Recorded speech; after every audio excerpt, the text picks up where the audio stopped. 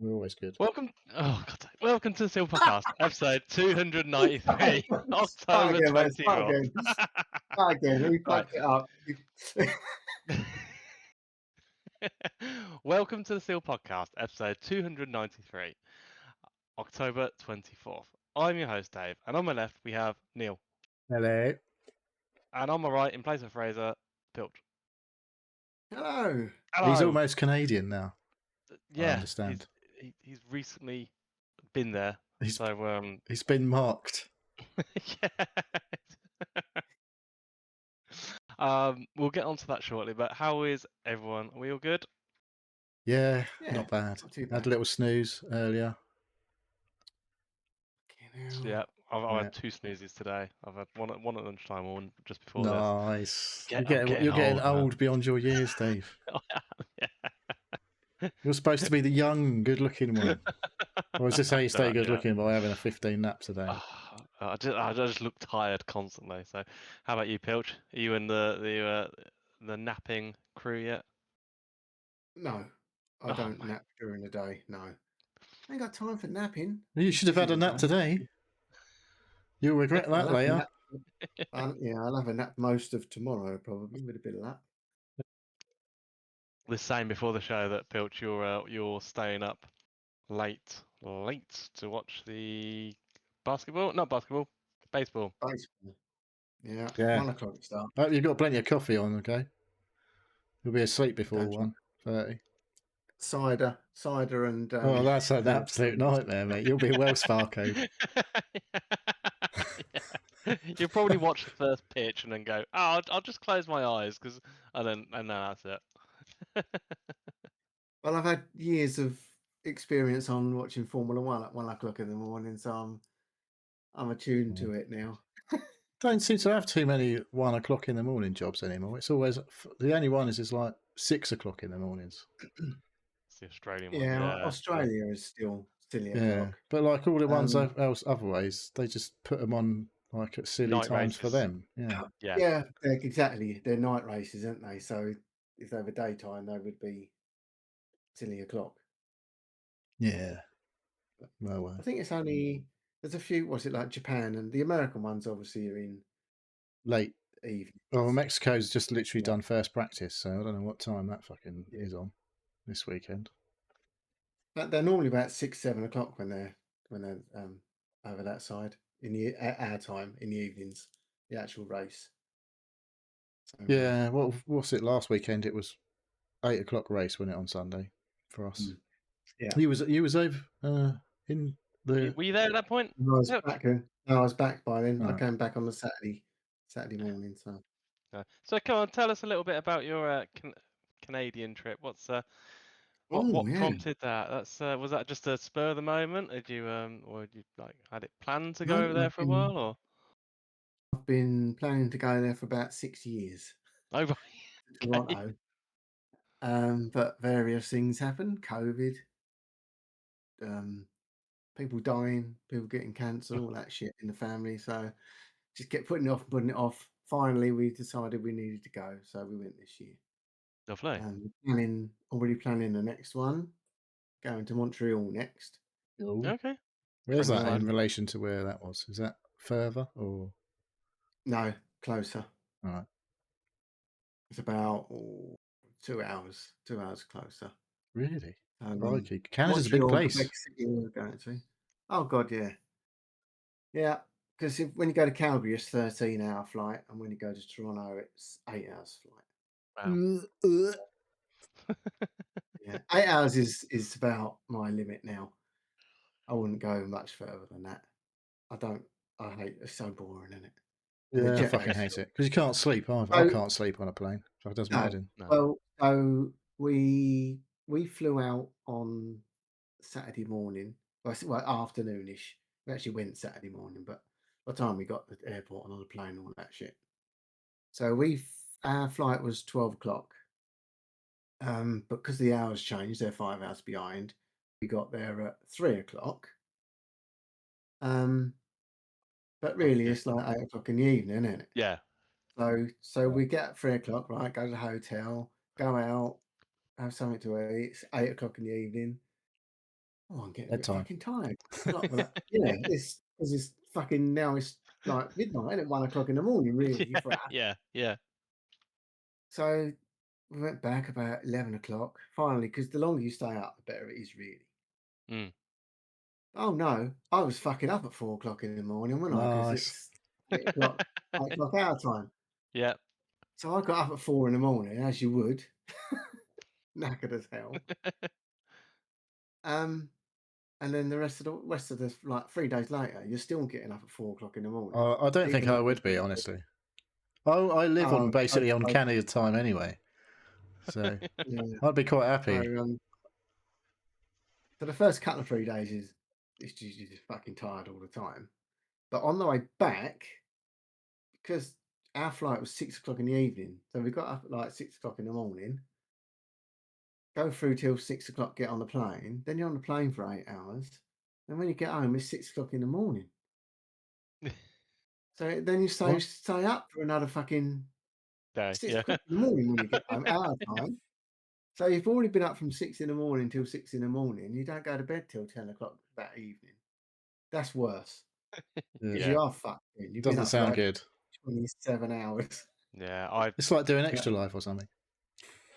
Yeah. But anyway, when I came back from Mexico, it was the same. Absolutely fucked me over. Yeah, that's 10 hours, isn't it, Mexico? We've been to Mexico. So. Yeah. So we So come on, tell us the Canadian things that you did over there. Did you have the maple syrup? Did you? We did have maple syrup, but not just because it was. It was really nice to everybody as well while he was away, I assume. I love Canada. It's the fucking best place. If I could have moved there 20 years ago, I would have.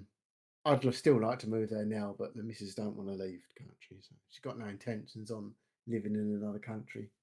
So if something happens to her, I'm going to Canada.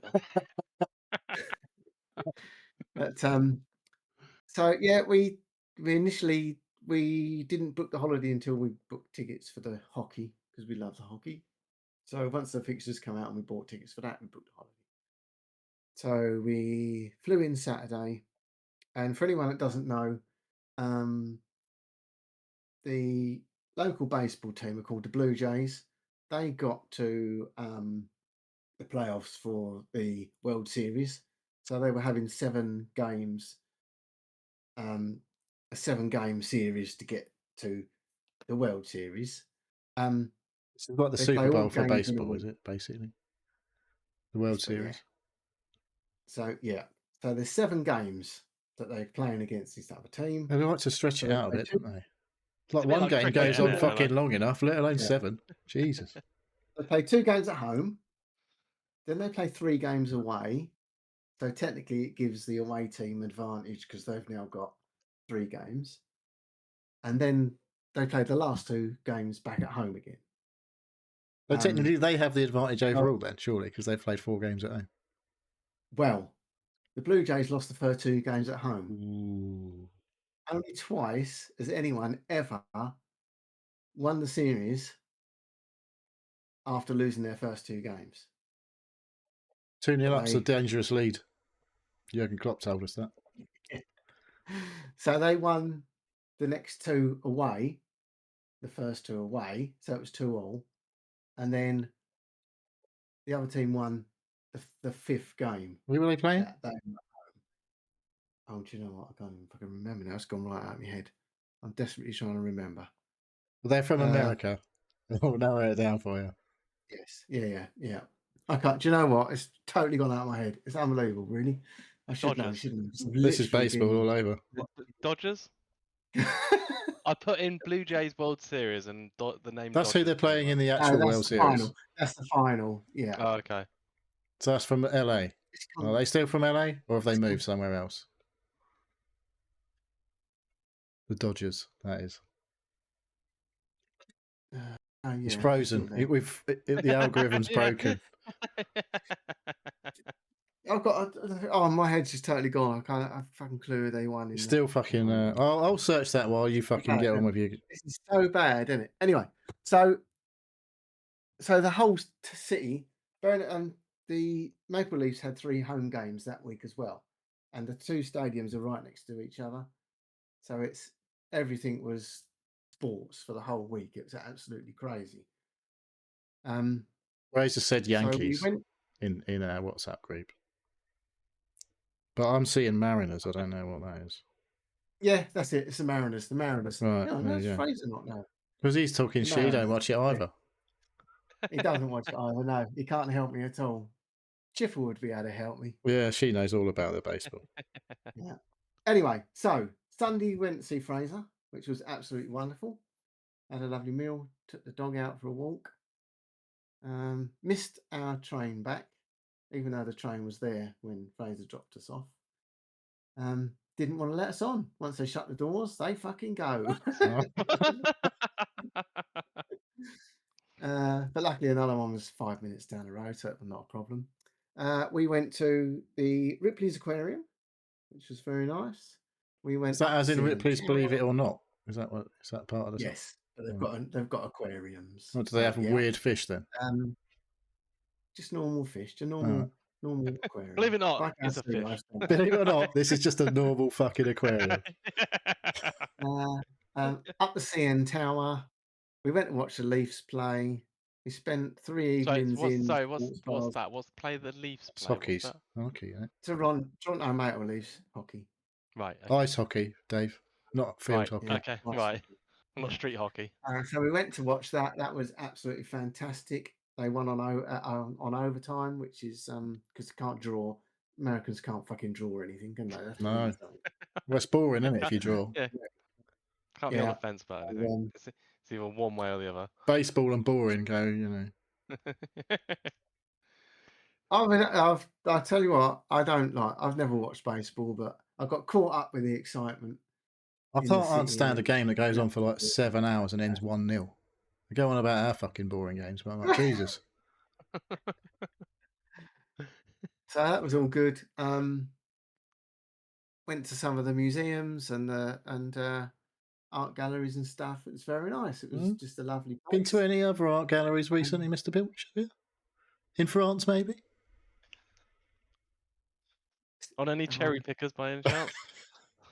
He doesn't know. You don't read You're not talking up with the news, no? No. There's the what's the Louvre was Louvre, stolen a load of shit in the broad daylight. Oh, that was last week, wasn't it? Yeah, no. It was a couple of days ago, wasn't it? All right, yeah, no. I don't fucking watch the news. Do I look like I watch the news? No. Well, I don't know. You look like you're being a bit evasive to me, Mr. Pilch. Maybe. So when you went, lovely people, lovely food. When you went, it was their Thanksgiving, wasn't it? Yes. Yeah, Bank Holiday Monday, Thanksgiving. So was everything closed? We basically just like, oh, I'll not do anything then, or was there places open? I assume the pubs and stuff are open. Oh, yeah, and all the supermarkets, and basically all the shops and everything. Yeah. Everything's fucking open. It's just people who work in offices that have bank holidays off, Dave. Yeah, exactly. Yeah, we was in a financial area and it was very quiet until the Tuesday or the Wednesday when it. But the town was there was plenty of people. Like I said, there was either the Maple Leafs or the Blue Jays were playing at home, so the whole place was just round with nice fans and stuff. So yeah, they're not obnoxious. Their fans, no. No, they're very polite and quiet. Yeah. Yeah, no lager louts or anything like that. Till you turn up, obviously. No, none of that shit. Oi. Fraser last week said his wife made she was complimented by you or your wife. Gluten-free stuffing. Yeah, your gluten-free stuffing. I thought the stuffing was all right, but obviously Fraser didn't. Well, you've been eating gluten-free shit from here for God knows how long now. So. Well, yeah, there you go. I'm used to it. So yeah, it's very nice. Very nice. We met a few of Fraser's friends. Obviously met his kids and the dog. Were you scared of the dog in real life?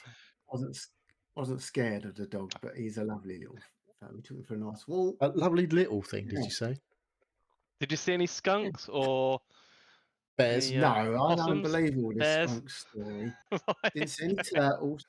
No skunk. I can't believe turtles are that common, to be fair.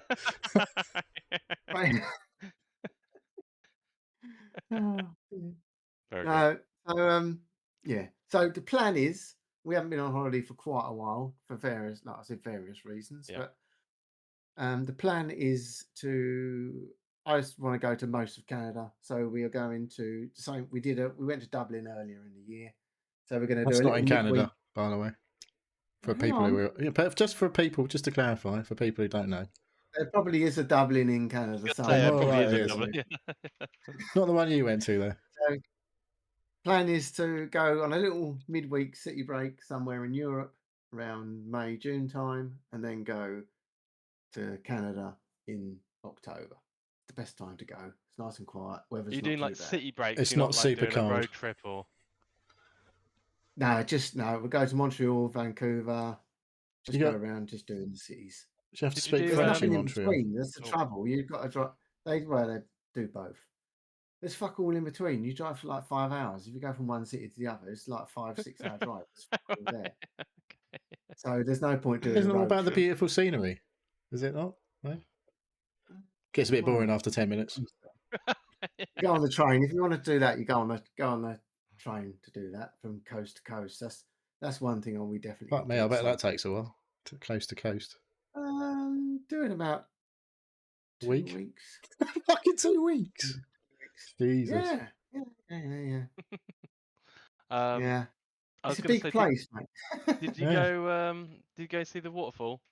What's it called? The waterfall. Oh, Niagara Falls. Yeah, I forgot all about that. Yeah, went to Niagara for the day. That was amazing. Yeah.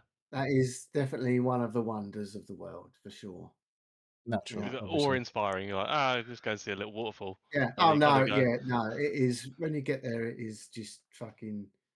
You can't prepare yourself till you get there, and you're actually. It is absolutely. Is it the sound as much as the visuals? Is it? I imagine it's quite fucking loud. Yeah. It is very good.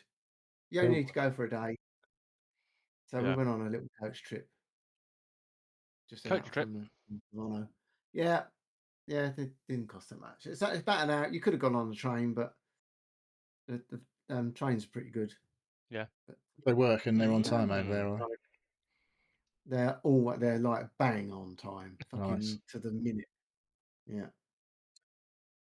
And they can't be late. They certainly can't wait 2 minutes to open the door for someone. I got chauffeured in both of Fraser's current vehicles, and we need a little. Well, so maybe we got Fraser back next week, maybe. So let's keep us an update on that. Just up in the Range Rover and dropped us off in the Jag. So lovely. So which one was nicer? I liked his Range Rover actually. Yeah, he likes his for Range an older Rover. vehicle. That is a fair old thing. It's just luxury, isn't it? A big hunk of metal. It was nice. Yeah, the Jag's just like an Audi, just like a BMW, don't like anything. It's not as good as an Audi, though, is it? I'm not saying nothing. I mean, it's a luxury vehicle, the same as all the others, but it ain't a Range Rover, is it? That's fucking something else inside that. It was really, felt like the king driving around. Yeah, good. Took us on a little detour of the sights. It was lovely. As long as you're not the king's brother. He probably will. I reckon he probably got chauffeured around in a Range Rover and all. Right, lovely. That's enough of that. Let's. We've got some football news. Football news. Neil's we should have some football jingle or something for that. That'd be good. Football news. Yeah. If someone could get on that, that'd be amazing. It won't be me. Right. Well, this game's going on now, so I don't know what the score. We know what the score was earlier. Let's have a look at this. Football. How it works. Football, so I'm top at the moment. Still 60 points ahead of second place at the moment. Come on, lads. Get it together. Lewis is second. This is not including, obviously, Fraser's in the chat, by the way. He says, thanks for covering Pilch. He's off to dinner with his dad. Thanks for the sub, by the way, Fraser. Mint Safe earlier said evening and chat gents, and Arnie said evening chaps as well. just to keep you up to date. Yeah, so Beautiful Spurs is up to third, and Andy Cox he was top scorer last week by a point, beat me by a point. He got 508. He's on 508. Sorry, he didn't get 508 last week. That would have been pretty amazing. He's on 508 total, and then Fraser is on fifth on 484. Chris 482. So it's not that much in it there. Second to sixth. Come on, you're a long way behind, Dave. I know. I looked at it. It's like, we can't be that far behind, can we, Dave? We must be just. I'll just keep scrolling a bit. Oh, you're 11th, Pilch, 440. Yeah. Oh yeah, that's standard for me. That's about where. That's quite good for you, I reckon. I mean, you probably gave up normally in previous years by now. It's only been 4 weeks, 5 weeks now. Dave, you really need to sort it out, mate. You're 347 last week. That is more than 200 points behind me. So come on, we've only had 8 weeks. I've because you updated both the WhatsApp and the Discord with saying it's kicking off. I actually jumped on and sorted my team out this week. Hopefully you've done good moves. What have you done? I had to make 2 I didn't have to. I got rid of all my Spurs players today. Pilch, what do you think about that? Well, who did you have? I had Van der Ven and Kudus. I might regret Kudus, but he's a bit like hot and cold. Kudus. He's hot and cold though. Yeah, I don't know. He gets points, so doesn't he? He's getting points. He gets every now and again. He gets a lot of points, and then in between, he gets not many points. He's apparently Spurs' best player so far this season. At the moment, but he's probably not usually in his position where he can get the most FPL points. Because if he played more centrally, I think he'd get more points. But he's out on the wing, so I feel like for the money, there's other options that could do better. Plus, their fixtures are a bit iffy going forward, I think. Although apparently, horrendous games coming up. Spurs are better away from home than they are at home, and they're away this weekend. I was like, maybe I fucked it a bit early this week, but we'll beat Everton. We'll beat Everton. No, hopefully, it's not Kudus, but hopefully Grealish scores or something, because I've still got Grealish. No, shut up. No. You can concede a goal. You can win. I don't mind if you win, as long as it's not Kudus or Van der Ven scoring any good points. It was our game the other night was the first 0-0 for about 40 games, apparently. For Spurs? Yeah. When was that? Was that in the Champions League? Yeah. So when did you play? Wednesday? Or was that Tuesday? Wednesday. Well, Wednesday. Yeah. So Tuesday there was something like 43 goals in the Champions League in like however many games. But one of those games finished 0-0. And then you finished 0-0 as well on Wednesday. But, well, Liverpool got at full, Arsenal got at full, didn't they? So. Yeah. Oh, well, it was like I was going down the list for Tuesday night, and I was like, oh, that's quite a few goals, 4-0. And then there was a 5-1 or whatever. And then there was a 6-2, and I was like, fucking hell, that's a lot mental. And then the next game down was 7-2. I was like, what the fuck? There was something stupid, like the English teams in the Champions League got about 30 goals between them. Yeah, and Spurs got none. Spurs was 0-0. We haven't lost yet. No. But we should be next. Bit different to last year, isn't it, I suppose? Early days. We're still. This is trouble. Is we've still got last year's team, haven't we? So it's early days, mate.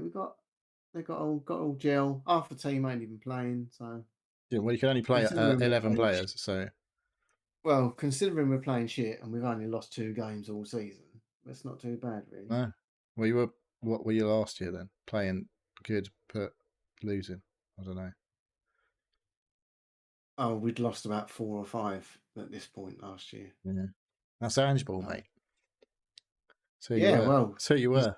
He lasted how long? 30 days and 39 days, I believe. Yeah, it's the second shortest reign, I think. International break. Yeah, the second shortest reign. I think it was Ronald Koeman at Palace was the shortest. Something. That was a few years back. Yeah, so I don't know what to do with my team. I think I need a full overhaul. Well, you think you're not done your wild card, no? No. Well, right. I'm Well, thinking I just don't seem to be getting points, even though most of my players are they're pretty decent. you can have good But they're players, but they might not score points in FPL. Like there's like no, Mateus well, that's Cunha the thing, last I week don't. for Man United. I thought he was the best player on the pitch, but he didn't get any fucking points in FPL, did he? But there you No, go. that's the trouble. Some people take it too seriously. Them ones that are up the top that Well, study every single little I do little listen to a detail. lot of football podcasts, and I do spend a bit of time every week thinking, shall I do this? Shall I do that? Shall I do this? And then they don't do it till the last minute, usually. So I do think about it a bit for sure. But I listen, like I say, I do listen to some fantasy. I listen to 2 fantasy football podcasts, the BBC Sport one and the official FPL one. And I usually listen to them and go, I ain't doing that. You've just told everyone to do that, so I ain't doing that. I do a couple of them, like have Haaland, but I was on Haaland from the beginning. So they're all going Salah at the beginning of the season. I'm like, nah, Erling Haaland this year, and that being first on Haaland this year has changed the season. Like if you was on like me, Haaland from the beginning, and getting all them points when most people didn't have him. That he wasn't. I kept forget. I've had him, but I kept forgetting to make him my captain. Every time I thought, oh yeah, Haaland scored again. Oh bollocks! Oh, everyone's got his captain. Yeah, if you've got him and you don't have him as captain and he scores points, you're fucked basically. Anyway, yeah. So everybody's got him, and I thought, 50 points. I've got 50 points already. That's not bad. Yeah. Now I look, Haaland was about 28 of them, and then everybody else who's got him had Semenyo and had fucking all these other players, like 90 points. I was listening to one of them, the FPL podcast. They're going, oh, well done, so and so. You did your bench boost last week and you got like 82 points. I was like, well, I didn't do my bench boost last week. I got 91. Fuck you. So I did my bench boost the week before and only got 2 points out of it. Well, I got 7 when I did mine, I think. I've already got 7 on the bench this week, or did have earlier. So it could be more than that. I don't know what's going on in that game. There's always one of these fucking things that turns up when you're streaming. Fucking some bot bollocks tries to get you more viewers. Don't need more viewers. I've got 6, maybe. And we're 3 of them. So anyway, FPL. I've got to brag a little bit. I don't tend to, but I was at 2,500 after last week in the whole thing. I'm having an unbelievable season so far. So I probably fucked it now because I brought 2 Chelsea players in on my transfers. I brought in Enzo Fernandez and Trevor Chalobah. I couldn't make my mind up. Everyone's like, you should get Reece James in. Is this Reece James? He got loads of points last week, but I'm like, if I bring Reece James in, he's probably going to get injured. So, because that's what happens when I bring Reece James in normally. So I didn't do that. But Chelsea's got Sunderland this week, which is a bit of an iffy one because they've been doing quite well. Unexpectedly decent, I would say, Sunderland so far this season. But maybe they've had easier fixtures so far. Anyway. So have you took a hit then with all these? No, I had 2 free transfers and I had to use them both. Okay. But what I was going to say when you said we was talking about wildcard, it's game week 9 now. Mm-hmm. Game week 16 is when you get your extra 5 free you get 5 free transfers. If you've got 5 anyway at that point, you still only keep your 5. You don't get 5 on top of your 5. All right. So you don't really want to have any free transfers that we're knocking around after game week 15. So I want to do you don't have to use them all, obviously. Don't use them if you don't need to, but you will get 5 week 16. But if you use a wild card now, do you lose that? If you've got at the moment, they've changed it basically this year. So if you have 3 transfers available when you play your wild card, after your wild card, you've still got them 3 transfers. You used to reset after a wild card and a free hit, but now it doesn't. Excuse me. So they're banked basically if you wild card or free hit now. I've never got. Who the hell's got free transfers hanging around at any point? Oh, I don't know. change mine every week. I don't change mine. I try not to change every week. I try to be a little. But I've used 2 this week, and I was like, I could have just done the 1 and kept a Spurs player, but I didn't. I couldn't choose. I was like, if I've got my eye on both of these Chelsea players or 2 Chelsea players, and if I don't do it, the one I put in is probably going to be shit, and the one I don't be banging points in. So fuck it, I'll do them both. So probably Kuda's going to bang a hat trick tomorrow. If you want to change a player, you need 2 really anyway, because usually either you can't have it because you've got too many of the prices team already, or you can't afford them, so you've got to fucking buy another donkey. Yeah. There was news today about Gabriel of Arsenal potentially not playing this weekend, and I was like, oh, that's all right. I'll just get another Arsenal player in a defence to cover that off. And I was like, shit, no, I've got 3 Arsenal players already, so I can't put an extra one in. I've got Gyökeres at the minute. He was on the chopping block, but then he banged in 2 goals in the Champions League, and I was like, well, I say banged in. He like humped one in, if you like. Was the action, I guess, at the back post. I didn't see his other one, but I don't think they were exactly classic finishes, but they went in. So, like they say, if it goes in off your arse as a striker, you don't give a shit as long as it's still a goal.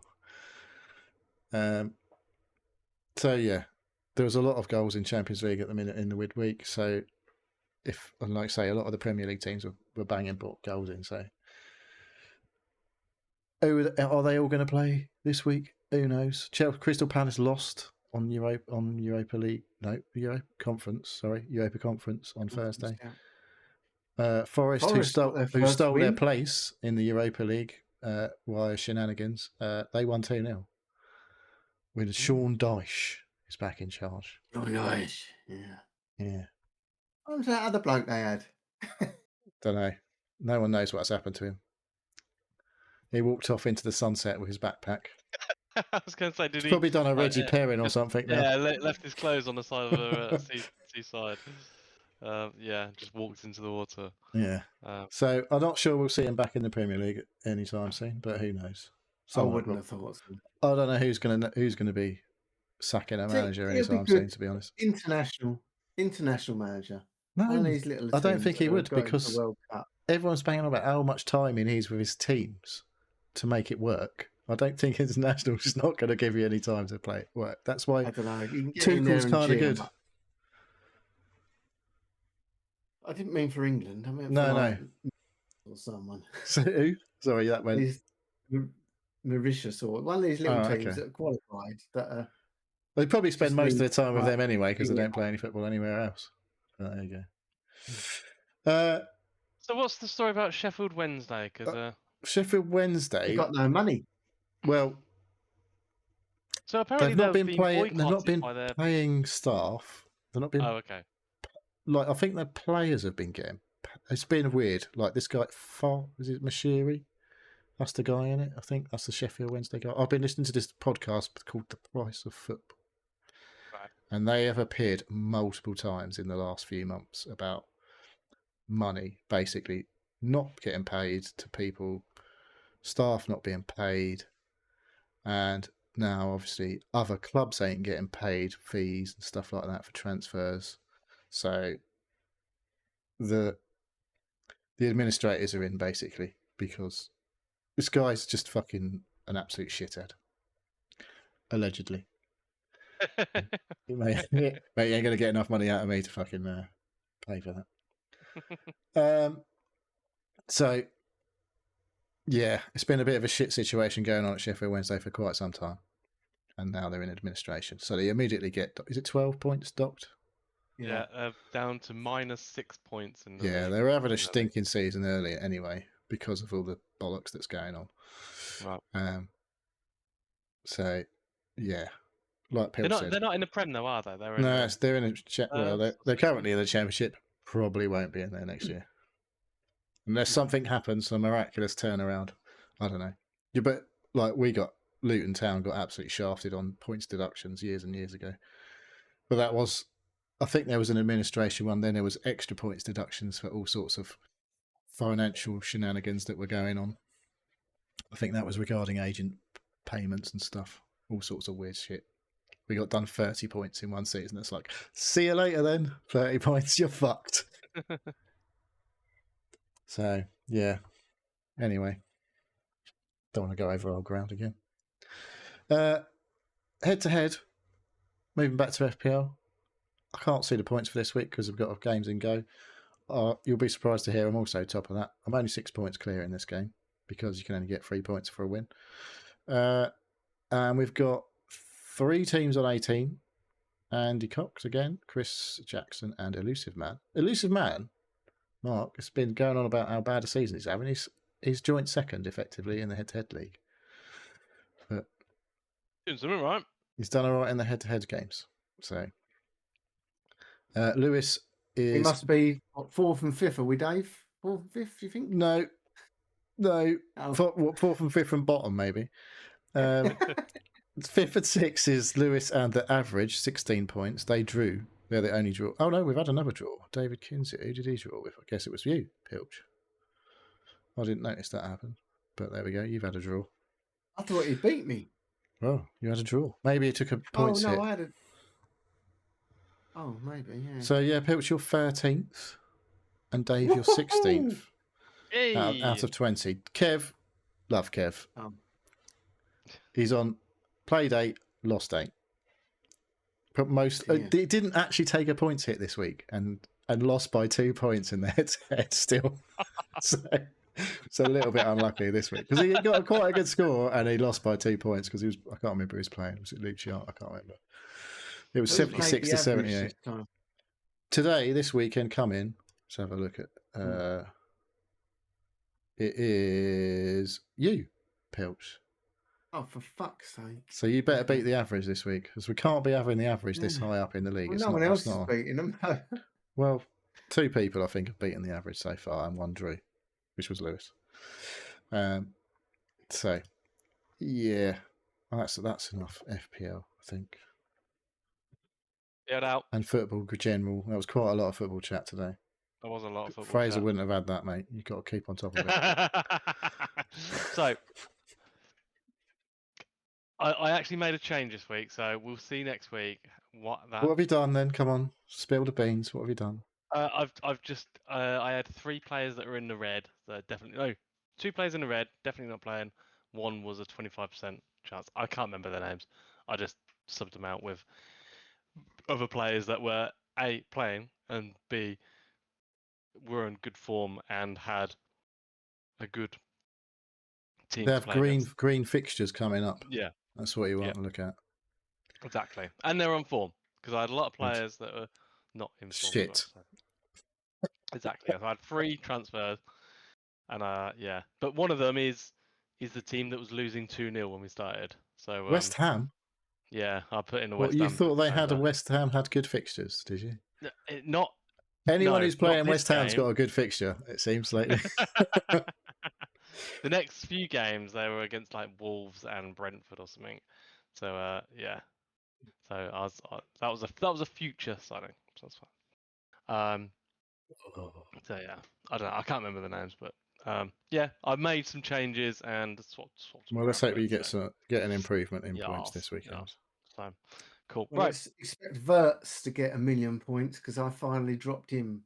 I've had him all since the start of the season. I finally got rid of him this week. He got his first assist in the Champions League the other night. Yeah, well, I think he got 2 in the end. He's going to get a hatful.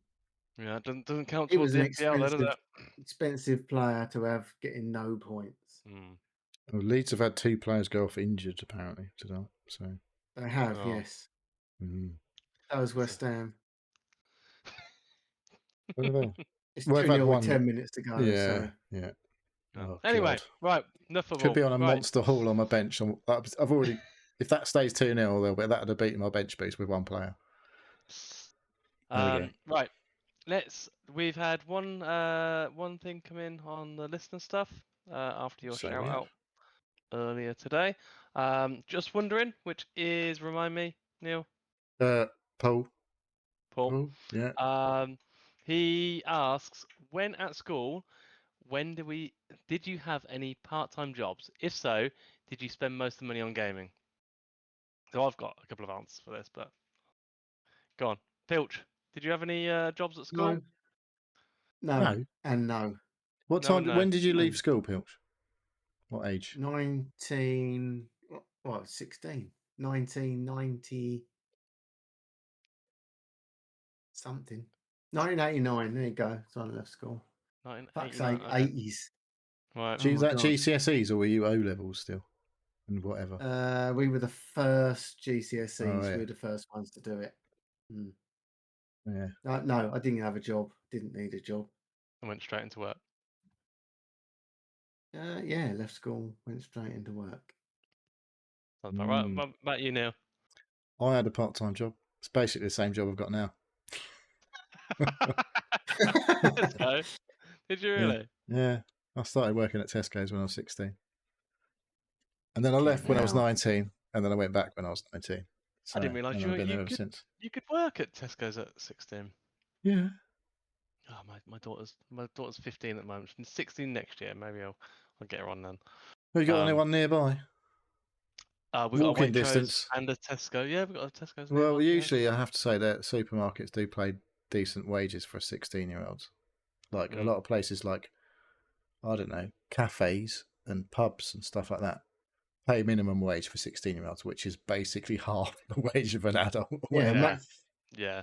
My Daisy worked at McDonald's for a couple of months and I was paying her like £5 something. I thought McDonald's was all right, actually, but apparently not. Not for no. Not for kids. No. No. No. 0 hour contracts.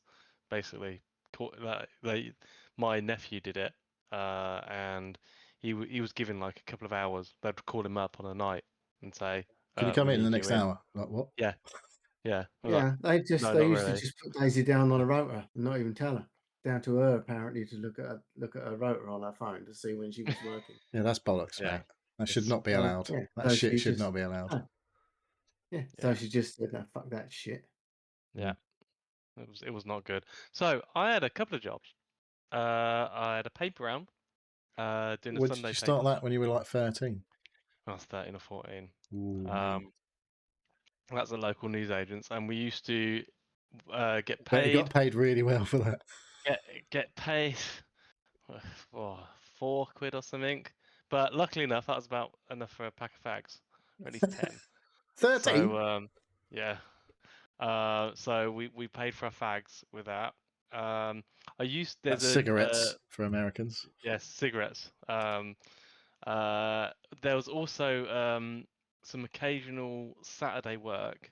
We used to get called up by the local golf course, and they needed somebody to pick up the balls on a Saturday after the driving range. Off the driving range? Closed. Oh, after it's shut. Yeah, you weren't going around one of those. So sometimes it was an hour before, and you used to get people pelting the golf balls at the thing.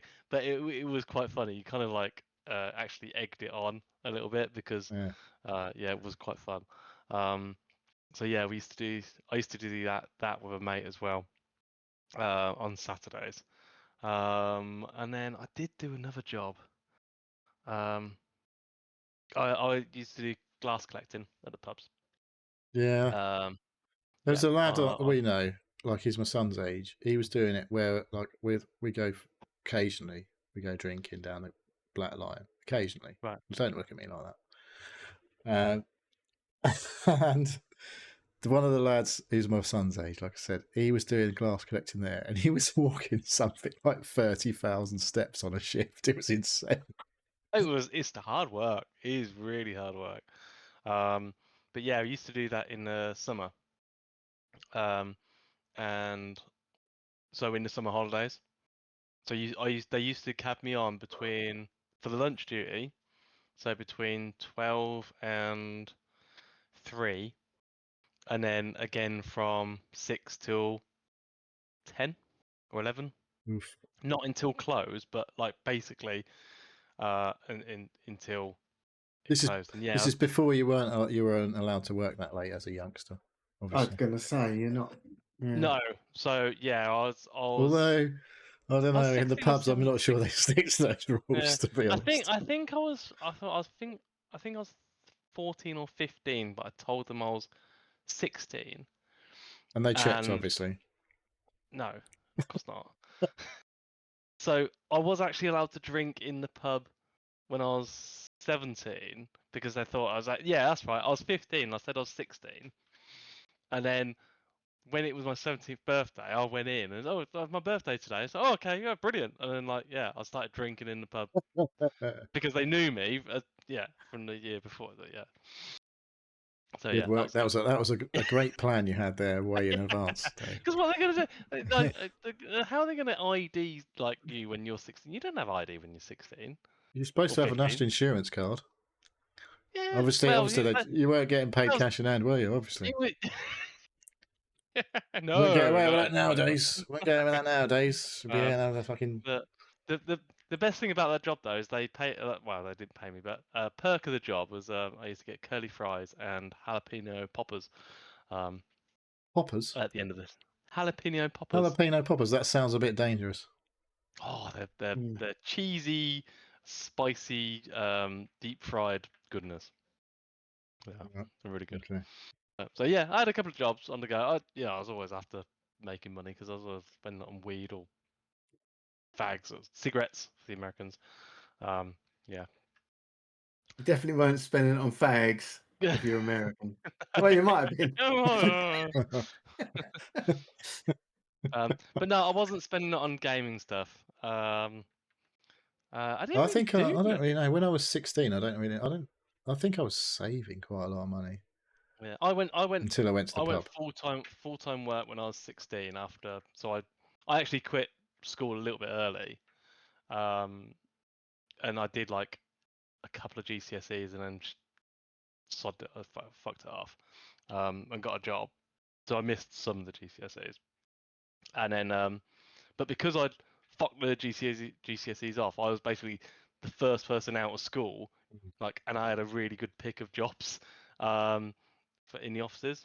So at that point, literally they just wanted dog's bodies and they didn't really care about your GCSEs. So I got a pretty good job in a solicitor's, just doing admin, which was really good setup because it gave me a really good CV going forward. Yeah. So actually, my GCSEs didn't really matter after that. Spoilers, I don't think they really matter. Yeah. GCSEs, other than getting you to do the next thing that you want to do. Yeah, that's it, isn't it? So yeah, I was just that was when I started spending on gaming and stuff, and I had quite a large disposable income because I was still at home, no rent, basically no outgoings, and then I was getting paid quite a considerable amount compared to everybody else around me. So when did a Sega Saturn and a PlayStation 1 come out? Because I definitely bought my Sega Saturn. So I don't know. I assume 97. 93, 7. Yeah, no, it was 90. Hang on. I'm trying to think because 94. It was 20. What's that for PlayStation? Yeah, I can say I said 93. Maybe I'm thinking of PlayStation 2 because I came out of school at 96, 97. I got my first house in 96 and we were still on a PS1. I think a PS2 come out in the Christmas of that year. You probably paid the same for your PlayStation as your house. £42,000 my first house was. That's how much the PS6 is going to be. Fucking hell. Yeah. So 2-1. Yeah, that was a good question. Thank you very much. Just wondering, Paul. Yeah, nice. I don't think I've checked emails and stuff. We haven't got I couldn't see anything else. So, hang on. No, that's not. I was like, another question. I'm in the footy and Chippers. Chippers saying something about West Ham and EastEnders. Yeah. Cool. Well, let's jump on to. Sure. Hang on. There was. Oh, come on, Mr. Master Blackthorn, aka Mark. He did ask, is anyone trying the Art Upgrader server slam? I can't even speak. And we were speaking about it last week, obviously, for ages. Ark Raiders? Yeah. So it's not my usual sort of game, but it seems pretty fun. Reminds me of Vigor. That was a Xbox free-to-play game. But the visuals are much better. I've got a bit more to say about that later. I was going to say I've remembered I've played a bit of that as well. So yes, I'm going to talk about that. Yeah, you did actually put it in plan. So let's go on to what we've been doing, non-game related, and then we'll talk about. Well, we've had a lot from Pilch, obviously, already. Yeah, I've got nothing else to give. No. Well, it's spent.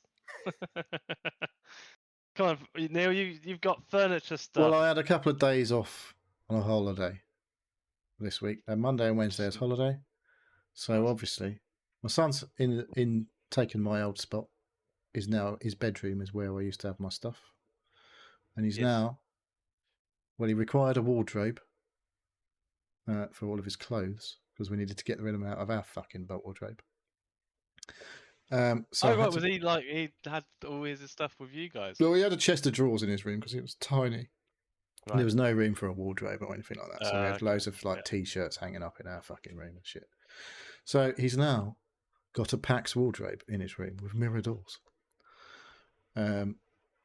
which I put together on Monday largely. But I got to the point, I've done the frame, and it's an IKEA a PAX wardrobe. So they're like, it's basically chipboard frames, right? And then like a real thin back panel. I don't even know what that material is. Yeah.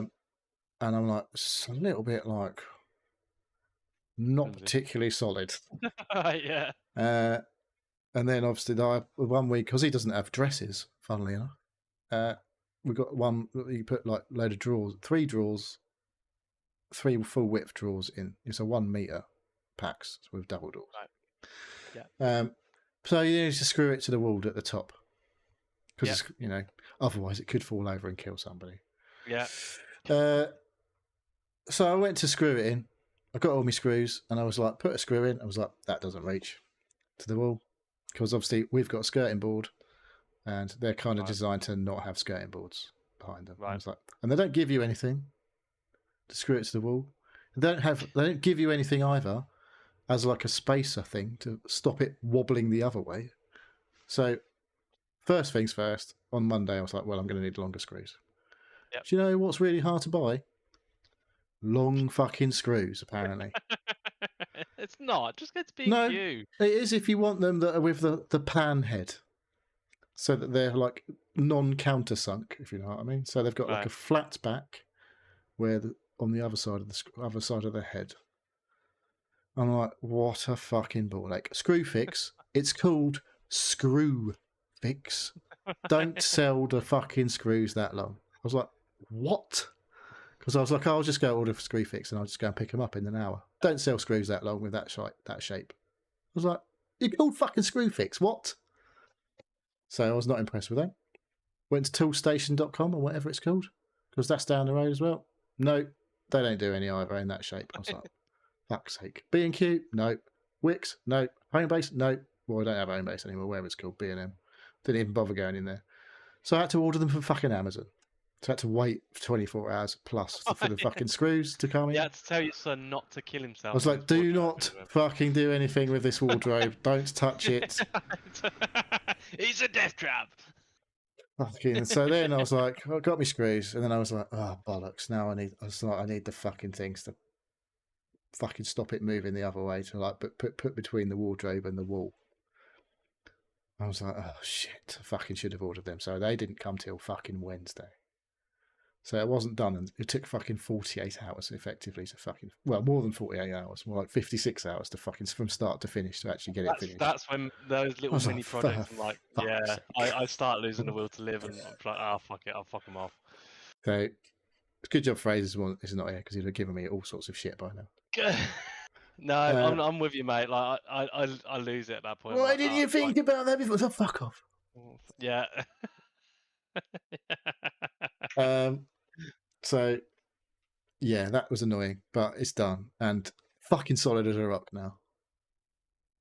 Yeah, you can hang off it, and Well, I haven't tried that, to be fair. I could probably do. I'd be a little bit happier if I'd bought an extra centimetre longer screws, but they're long enough. It's not moving. So hey ho. But also bought him a replacement TV bench unit thing, because it's like his wardrobe is like white stained oak, and the TV bench unit was like dark brown or whatever it fucking was, which you can't buy anymore, obviously, because it's IKEA and they just keep changing all their fucking colour schemes. So you can't, when you go to like, I'll just get another piece in that range to complete the setup. Like, oh yeah, we've stopped doing that colour. You're like, well, that's helpful. So now I have to buy all of the fucking stuff again if I want it all to be the same colour. What will the pussy think when he brings the girls home? Exactly. So he has got like bedroom area. What? Bedroom area is white stained oak. Office and gaming area is all dark brown still, so I ain't replacing all that. But yeah, I bought so he's got a new bench thing, TV bench, but it's got legs on now, so it's a bit higher up, and it's all full drawers, so he's got loads more space for all of his fucking shit. And now, all of the shit that was in that cupboard is basically on the floor next to me. Hey, brilliant! Yeah. So I've got like fucking DVD wallets and CD wallets and all that bollocks fucking piled up next to me. CD cases and DVDs. Got to fucking get rid of all that bollocks. I did loads of two massive tip runs of all the shit. Oh, just put it in the recycling. Can't put fucking that in recycling. Of course you can. My daughter. Well, you can, but you're not supposed to. I think CDs aren't technically all plastic, so there's definitely some metal in there. Might be a wafer thing. The actual CDs themselves, you mean? Yeah. Not just the empty boxes. Well, they're not. You can't recycle them. They're not. That's not soft plastic, is it? It's hard. You have to take that to the tip. Hard plastics. Anyway, bin, mate. So that was my holiday. Just set fire to them at the bottom of the garden. Bonfire night in a couple of weeks. Yeah, that'll be great. Like orange, fucking God knows what colour flame that'll be. Fucking CDs, pink, green, all sorts of colours coming out of that. So yeah, my relaxing couple of days off turned into a fucking load of ball ache trying to put all that shit together. And I've got to say, the best thing that I put together, it was the same sort of thing. I was a bit like, this feels a lot lighter than the old one. I don't know if it's me, but it feels like it's not as good as it used to be. A bit cheaper. No. I'd have thought I spent more money on... I don't think it costs less, but I think it costs less for them to make it, maybe. I don't know. It didn't feel... Well, it probably cost the same, but it's just like cheaper materials than it was because everything's fucking expensive now. But yeah, I didn't feel quite the same standard, I didn't think, when I put it together. But it's standing, and it's all right. So it's the usual IKEA nonsense. I've got two cabinets in here, one this side and one that side, both from IKEA. They're just the Billy bookcases, but yeah, we've got cupboard doors and that. Doors on them. Yeah. So one is natural oak, which is actual pieces of wood. And I thought, oh, we need to get another one. Real oak, actual solid pieces of wood. Yeah, well, it's veneered, but it's actual wood veneer. Okay, right. Yeah. So, we need another one of them over the other side. So we'll go and get one of them, and you can feel the grain in it. It's actual thin piece. It's a tiny sliver of wood, but it is wood. So it goes down IKEA, gets another one, start putting together. Oh, this don't feel the same. No. Because they don't use actual wood anymore. They use that fucking, like a stencil thing. Yeah, so there's no actual grain in it. It's just a flat, smooth cupboard. Whereas the other one's got proper wood on it. They're supposed to be the same thing. Same light oak, fucking... Same price. Same as it always has been. But it ain't the same fucking cupboard. No, that's what I was like. This don't not feel the environment, mate. Better the environment. Yeah, I'm about that. What, that plastic? That plastic's better than the single-use plastics. Wood. I don't think they're better. Yeah. So they're not. Yeah, not the same. But never mind. Still doesn't. Cheap shit, it's still exactly. It's. Well, I don't know. Is it function, not form? I guess. It works and it does a job and it does not cost the earth. And neither of mine are screwed to the wall, by the way. Really? No. That looks dangerous. All my Billy bookcases are screwed to the wall, and they're not even that high. Only one of them's that high. How high is your skirting though? Oh, well, Billy Bookcase went over the skirting. Yeah, well, they've got a little cut out at the bottom. Yeah, they have. Fucking imagine that if they'd done that with everything. That, like, who doesn't have fucking skirting board in the bedroom? Fuck's sake. I've got 9. No, because I've got 9-inch skirting board. 9-inch? Yeah. Are you sure it's not 9 centimeters? Fucking 9 inches, mate. That's massive. Down there, look. Well, that's big, but I'm not sure it's 9 inches. It is. And that's what the missus thinks it is anyway. Normal skirting board's about 3 inches and round. So none of my 9 inches. That's mental. Yes, no, that's all. That's as big as my every foot. Yeah, I'm sure it is. Yeah, yeah. That's that tall. Yeah, that's not 9 inches. Of course it is. Well, Didn't look it to me. Didn't look it to me. Then where are you measuring from? Are you measuring it from right at the like? It's only about 2 centimeters on my screen. Anyway, right.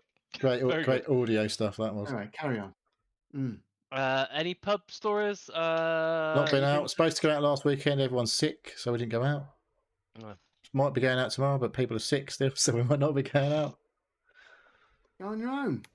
Could. Or maybe I will. Go for a long walk. Yeah. Well, my brother's bought a house, and I've kind of been roped into being the odd job man and general help and assistance. Hang on a minute. Your brother needs someone to help you with some odd jobs, and he's come to you. Yeah. Oh dear. I'm the classic. I've got all the tools, but I've got no fucking idea. So, no, I've been getting wallpaper off the steamers. Oh, that's okay. It's putting wallpaper up. I'm not a fan of. I haven't even bothered trying that ever. What I've been doing, I've been ripping cabinets because idiots. No, because people have been screwing their really bookcases. Kitchen, yeah, the walls. Kitchen cabinets, but they're not cabinets. It's like little show, glass fronted things. They'd put about 15 screws into just to keep it up. It didn't need that much. It sounds a bit overboard. Yeah, so I've been doing that. Taking radiators off the walls to get behind, so I can get the things off. Don't fancy that either. It's some bobs. Have you not got one of them long brushes? Were you doing wallpaper? Did you say wallpaper? Yeah, the wallpaper behind and the central heat have been put in after. So yeah. So yeah, just bits and bobs. So I've been doing that. Which is quite fun. I'm there again tomorrow. What am I doing? I'm chasing down. It's a really old bungalow, and I think electric was put in after the bungalow was built. Wow, it must be incredibly old. About 300 years old. I think it's built in the 40s or 50s. What? You must have had electric in, surely. 2 rooms don't have lights in. There's no lights in the ceiling. What? There's no. Yeah. Is it just like candles? I don't know. What's his name? Plugs. Ebenezer Scrooge fucking lived there or something. So there is plugs. So whether they've put them in after, or it was just built with electric, but they didn't put the lights in because they were just off. Who needs lights? Who needs lights? So yeah, I'm chasing down from the ceiling in the plaster where they're going to be, because the electricians come in on Monday. So basically, you're not going to be there Monday, are you? No, I'm just chasing down. You won't be hearing him saying all the bad things. Where he wants the light switches and all that. So I say I've got a multi-tool. I can just smash through that. That's fine. It's pretty easy. And chisels and stuff. So it's quite fun. He says. It's more fun being destructive than being creative. Yeah, imagine that.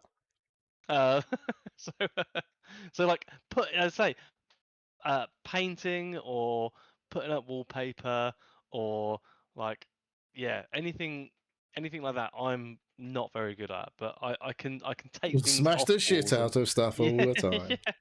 Yeah. So it's quite like that. Yeah, that's been good. So that's gonna be an ongoing thing. The only other thing I've been doing is watching Alien Earth. I've watched a couple more episodes of that. You must have finished that by now. I haven't been smashing through this as quickly as I thought it was going to be, because it's really fucking grim. Is it? Like, I only made it to 2. Did ya? It's proper like not scary, just like the creepy, and it's basically the prequel to Alien, the first film. It's Is it?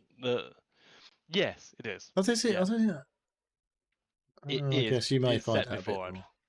Yeah. That's weird because, like, it took them fucking however many years to get to where they were going in Alien. Right. I don't know, but it's because they're in, as a prequel. like cryo sleep type of thing. So they've been like sleeping for fucking however many years to get wherever they were going. Yeah. So, but that's the story, is that this research vessel has come back from wherever it's been. We don't know exactly now where it's been, and it's crash landed on Earth into a territory that's not controlled by the territory or corporation that owns the research vessel. Mm-hmm. And in this law is there's 3 or 4 major corporations that control parts of Earth. And yeah, like the different corporations are trying to specialize in different things. And where it's crash landed is they're looking at hybridization between robots and humans. And it's a story Was that about what that. it was? They were taking the consciousness out of a human and putting it into another body. Was that a robot body? Yeah. So there's cyborgs where humans are augmented by robotics. Yeah. There's the synths, which are just robots. Pure artificials. And then there's hybrids, which is the humans are being consciousness is putting into the robot bodies. But in the Alien and Aliens films, we don't really hear about much of that, because it's more about the actual. The synths that are in the Aliens. Yeah, because like it's we're looking at the Yukon. Oh, I can't remember the name. Weyland-Yutani, there was one. The Yukon might be one as well. But we're following like just one of the corporations that are doing deep space exploration, which is where this vessel comes in. That's Weyland-Yutani that sent this plate, because they're the ones that's all the ones that have sent everything out. That's it, and that's the research vessel that's crashing into Earth as well. So, it's good. And the alien's proper scary, and the it's not only about the xenomorphs. There's other creatures involved. There's some weird shit on there. Yeah, it's good, but I find it quite hard going.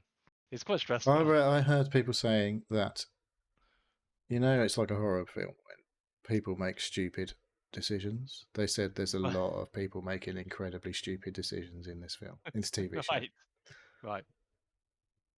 Yeah, I can see that. What are you going to do? You've never faced an alien before. No. Some of the parts where the alien gets into the general populace, or the population within a specific area, it's basically like a fox in a hen house. It just rips people apart, and it's very graphic. Yes. But good. Yeah. So I'm carrying on with that. I'd say I'm not smashing through it. Like, have you a lot of these things I'll just sorted your chest burster thing out for Halloween? I bought some fake blood the other day. I haven't found a appropriate T-shirt yet to mangle to do that. But yeah, I'm just gonna wear normal shit and then just a ripped T-shirt. I haven't ordered one, so I feel like I've left it too late now. I was looking at ways and like, oh, this arrives on the 2nd of November. I was like, well, that's no fucking good, is it? So no, I don't know. I'll be doing what I do every year, turning off the lights, drawing the curtains. Well, we're having a party, that's the problem. But not till the 1st of November. Might come as Guy Fawkes. So just carry loads of fucking barrels of TNT around with me or whatever. Well, nobody trick or treats like after Halloween, though, do they? They do it on Halloween usually. That's what they do. Yeah. Hopefully, it's fucking Yeah. pissing down. Yeah. It's Friday night, isn't it? You'll be Friday nights, Yeah, Halloween night. Yeah. you'll be podcasting. So yeah, the Vic and the girls have been. Well, I'm not because I'm out at a party. I've been. Oh, roped you're right into, next week, Pilch, as well. You'll have to have some of the lights on. I'm running out of things to play. Hey. Yeah, no, I'm not on. No, I don't think I'm on. But yeah, like Vic and Bella have already bought 4 pumpkins, and they're gonna try and start You carving better them get them already. in the next few days because. Asda, £2 for a massive pumpkin. Everyone's got pumpkins to sell at the minute, but by Friday, they probably won't have any pumpkins. No. You probably don't want to be doing one on Friday, though. It's a bit too late, isn't it? Yeah, I think I know I'm in the attic at the weekend to get all the decorations down. Oh, I've already done that. Decorations? Have you? Yeah, the girls like to put on like a Halloween wreath on the door. Halloween wreath. Pumpkins pumpkin lights in the windows. Yeah, fuck. Yeah. Anyway. Yes, all that jazz.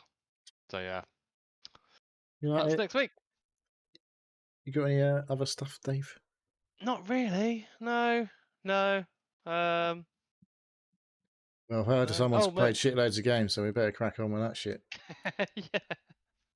Right, let's. Oh shit! It's 10:30. It's nearly 10:30 already. That's all right. I'm here till 1, so don't worry. It's like, come on, we're on all night, aren't we?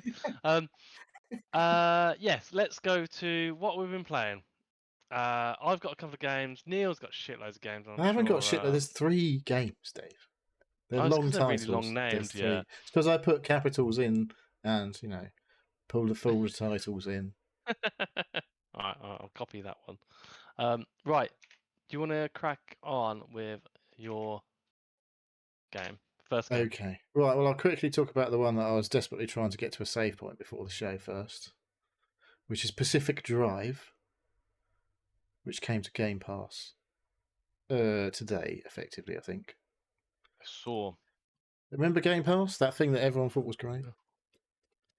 Until like Not now, it's 23 quid a week, a monthly. Oh, quick, right, before you start then, Game Pass.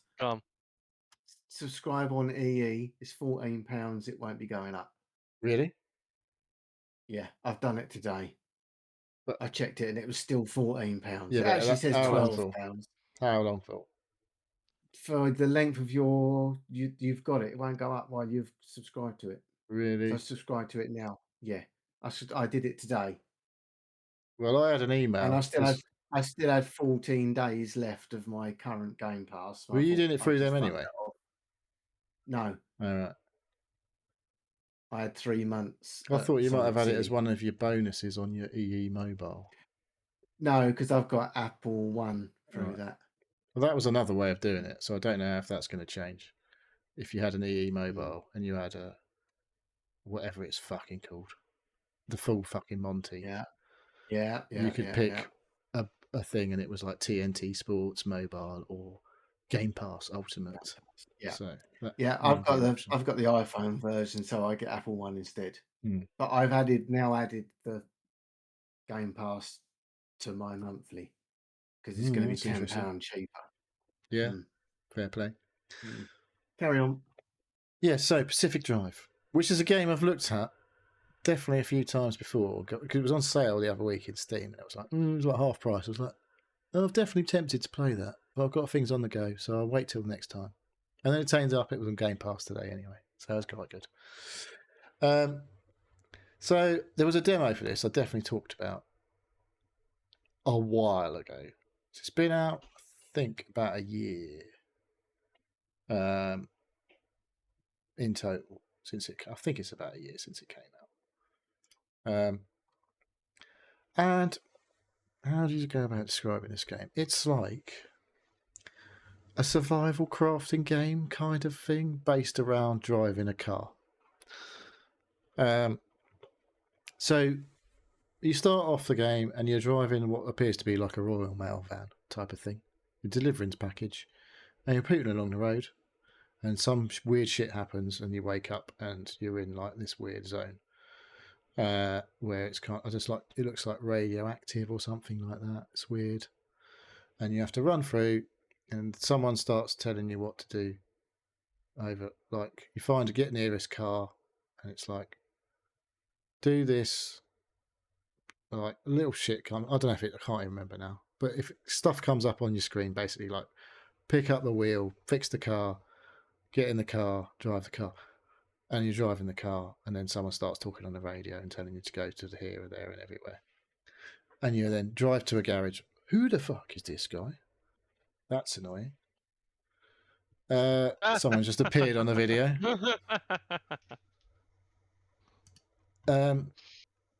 So, yeah, you basically drive this banged up old fucking car. You have to go out to find another car, and you run out of fuel, and you have to fill it, go and take this fuel tank off the back of the car, and it's like all pressing like hold RB to take this thing off. Trot over to the car, press RT or whatever to siphon the fuel out of this other car. Go back to your car, press RT to fucking fill the car up with fuel. Put the old tank back on the thing where you picked it up from. Get back, open the door to get in the car. Get in the car. Turn the key to make the car come on. Put the car in drive. Then you can drive and all that shit. So it's all like very manual steps to do everything. And then you get going and you find a garage and you start more stuff like you get some tools in the garage. Like you've got a scrapper tool so you can find bits and bobs around on like banged up old cars. It will let you like grind a door off and it will split it into loads of bits and bobs, and you pick them all up and you take them away, and then you've got like a crafting bench in this garage which you then eventually find a portable version of that you can stick in the back of your car. And that's basically as far as I've got. So it's like you can't go in these bad zones, I guess, for a while because it starts fucking you up, and the shit starts floating and all that sort of stuff, like an anomaly or whatever. But the idea is obviously, I guess, you travel to a point where the game ends. But in the meantime, you have to keep fixing your car up and avoiding all this bad shit. But it was kind of interesting. So there's obviously a story going along. I don't know if it's like Firewatchy type story. I never played that, but I know what it's about, kind of thing. Where people are talking to you over a radio and all that sort of stuff to sort of get the story along, and you're just pootling around fixing your car and all that sort of stuff. But I literally played it for half an hour, and it was like I went to quit just before the show, and it's like last save was 41 minutes ago. Are you sure you want to quit? I was like, I really don't want to lose 41 minutes of progress. Actually, no. So it was just like trying to fucking, and then literally about a minute later, it was like, you can save now. I was like, thank fuck for that. So that's yeah, why we were 10 minutes late. Yeah, but yeah, it's like the mechanics of the driving. Like you've got a shonky old fucking car with flat tires and stuff like that, so it's a bit janky to start with. But then you do it up, and it's a bit better. And eventually, I think you can like the car looks fucked, and I think you can make it like better. Basically, you like get like there's all sorts of stuff like repair party, like fixing tires, fixing panels on the car, and all sorts to keep it going. That sounds like your car, Neil. Apart from the whole getting fixed part of it, yeah. Yeah. Yeah, so maybe that's why you're so invested in this game. Yeah, I'm not invested because I've literally played it for half an hour. But I think I will like probably try and get through Clair Obscur this week. I don't think I'm going to finish that game, to be honest, this week. But this is one I might play alongside because it's fairly light in terms of story versus the other game. But yeah, it's kind of interesting, and I'd like to see what happens with it. And like I say, I was going to buy this game. I think I don't know if it's probably going to come to PS Plus as well. Now it's on Game Pass. But yeah, it's kind of interesting. Pacific Drive. It's on Game Pass if you've still got Game Pass. I think it's interesting, at least to start with. It might get tiresome after a while. I don't know, but I intend to dig a little bit further. This has been out quite a while, but it's not come to Game Pass. It's got good reviews on Steam and everything, so I'm interested to see what happens with it.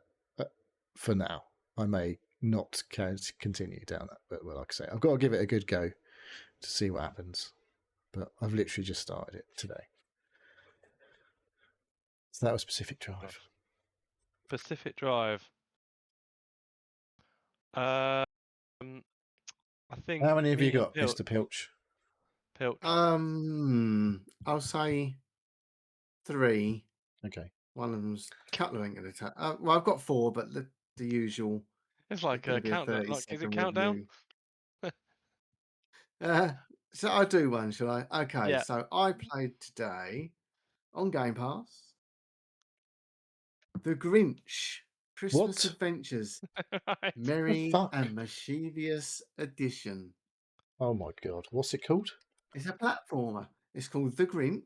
Yeah. Christmas Adventures, Merry Jim and Carrey. Mischievous Edition. Merry and Mischievous. Right, I got it. Right. Bloody Jim Carrey's The Grinch.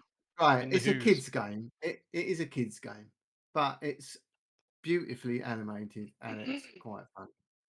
You're the Grinch. You start off in your little house at the top of the hill, and you have to head off to the village. If anyone's seen the Grinch, the film, it's basically that. You're going down to spoil Christmas. As you're platforming, you have to pick up various parcels, Christmas presents and bits and pieces, just the same as a Mario would pick up shit or Sonic would pick up rings or whatever. The first thing you have to do is find your little dog in your house, and once you've found him, it's supposed to be like a 2-player thing where someone can be the dog, someone can be the Grinch. Basically little kids. If you play with a little toddler, they can be the dog and they ain't really got to do much, but they're playing with you, sort of thing. But if there's only one of you, you press the Y button, I think it was, and you can switch between you and the dog. The dog just goes through little gaps that you can't fit through, opens platforms and shit like that. But it just looks like a top-notch cartoon. It's easy going. There's nothing too taxing to it. Just platforming, side scrolling, usual stuff, but it just looks so good. Just like a top quality cartoon. Like it is for kids, clearly. But like it's got a 3 rating on it. So, but it's good. If you like the film, and it's got all little Jim Carrey doing the voice, is he? He's not doing the voice. It's got a little narrator like there was in the film. Doing the what's his name? Dr. Zeus nurse with like rhyming stuff. I'm assuming. Yeah. So it's all rhyming, all little sort of tongue-in-cheek words and stuff. But it's good just to palate cleanser, another little palate cleanser. Someone just killed a Grinch. I think he got killed by a bat. There's all things. Yeah, there's bats. You can jump over them, or you can wait till they go up, and then you can go underneath them. There's lots of little hidden platforms. I think it was quite good actually. I played it for a couple of hours. Playing again? Possibly. I haven't uninstalled it. Put it that way. I have uninstalled Barbie. Oh, did you not finish it? You're like no. It's too long. How long to beat says Barbie would have taken 160 hours. No, it didn't. Yeah, I didn't check it. I think I played it for 12, and I still haven't. That's enough of Barbie for 12 hours, isn't it? Yeah. So you're lucky because I nearly fired up the new Peppa Pig. I've actually played and finished the 3 previous Peppa Pigs, so Christ Almighty, you're committed, aren't you got far too much spare time, you? He Pilch. literally has nothing but spare time. It seems. like if you've got our kids are too old now anyway, but if you've got a little one, especially Christmas is coming up. They've got it out a bit early, haven't they? It's like should have come out in like December. I thought I should have. Yeah, Save this for December. I don't know if it's a new game, old game. I don't suppose it is. Well, maybe it is. I don't know. Lots of stuff. The videos are from like a couple of weeks ago. Is that when it came? Yeah. Oh, it was originally released in 2023, apparently. Oh, not that old then. It's only 2 years. It looks too good for something that come out like 7 or 8 years ago. Yeah.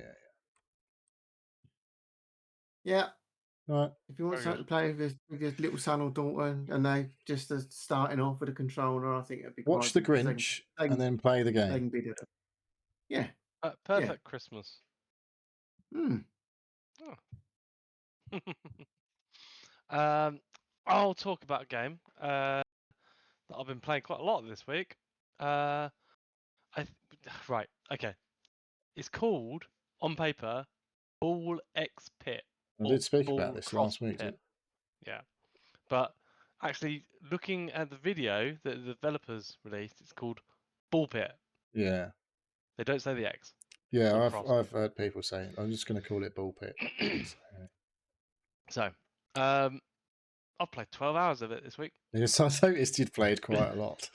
So I can only apologise, Dave. I played 4 hours of it today, so I'll talk a bit about it as well after you've done. What a game! What a game!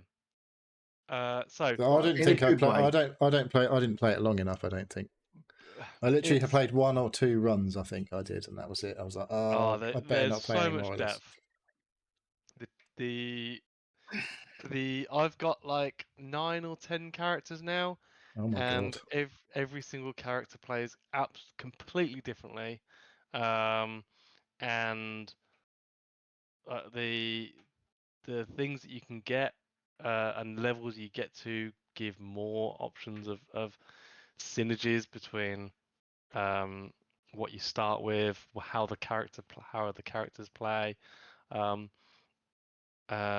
Every run is different because of the randomization of what you can actually get in the options that it gives you. There's a base building element where you build up your. Even started looking at that really. So have you sussed a bit of that out now? Yeah, I've got all these different buildings and they can add to your characters and give them. I assume this all helps in the runs. Yes. Yeah. So I didn't understand. I've played about 4 hours of it. I've unlocked a couple of free characters. I've got to the final boss on 1 run. Mm-hmm.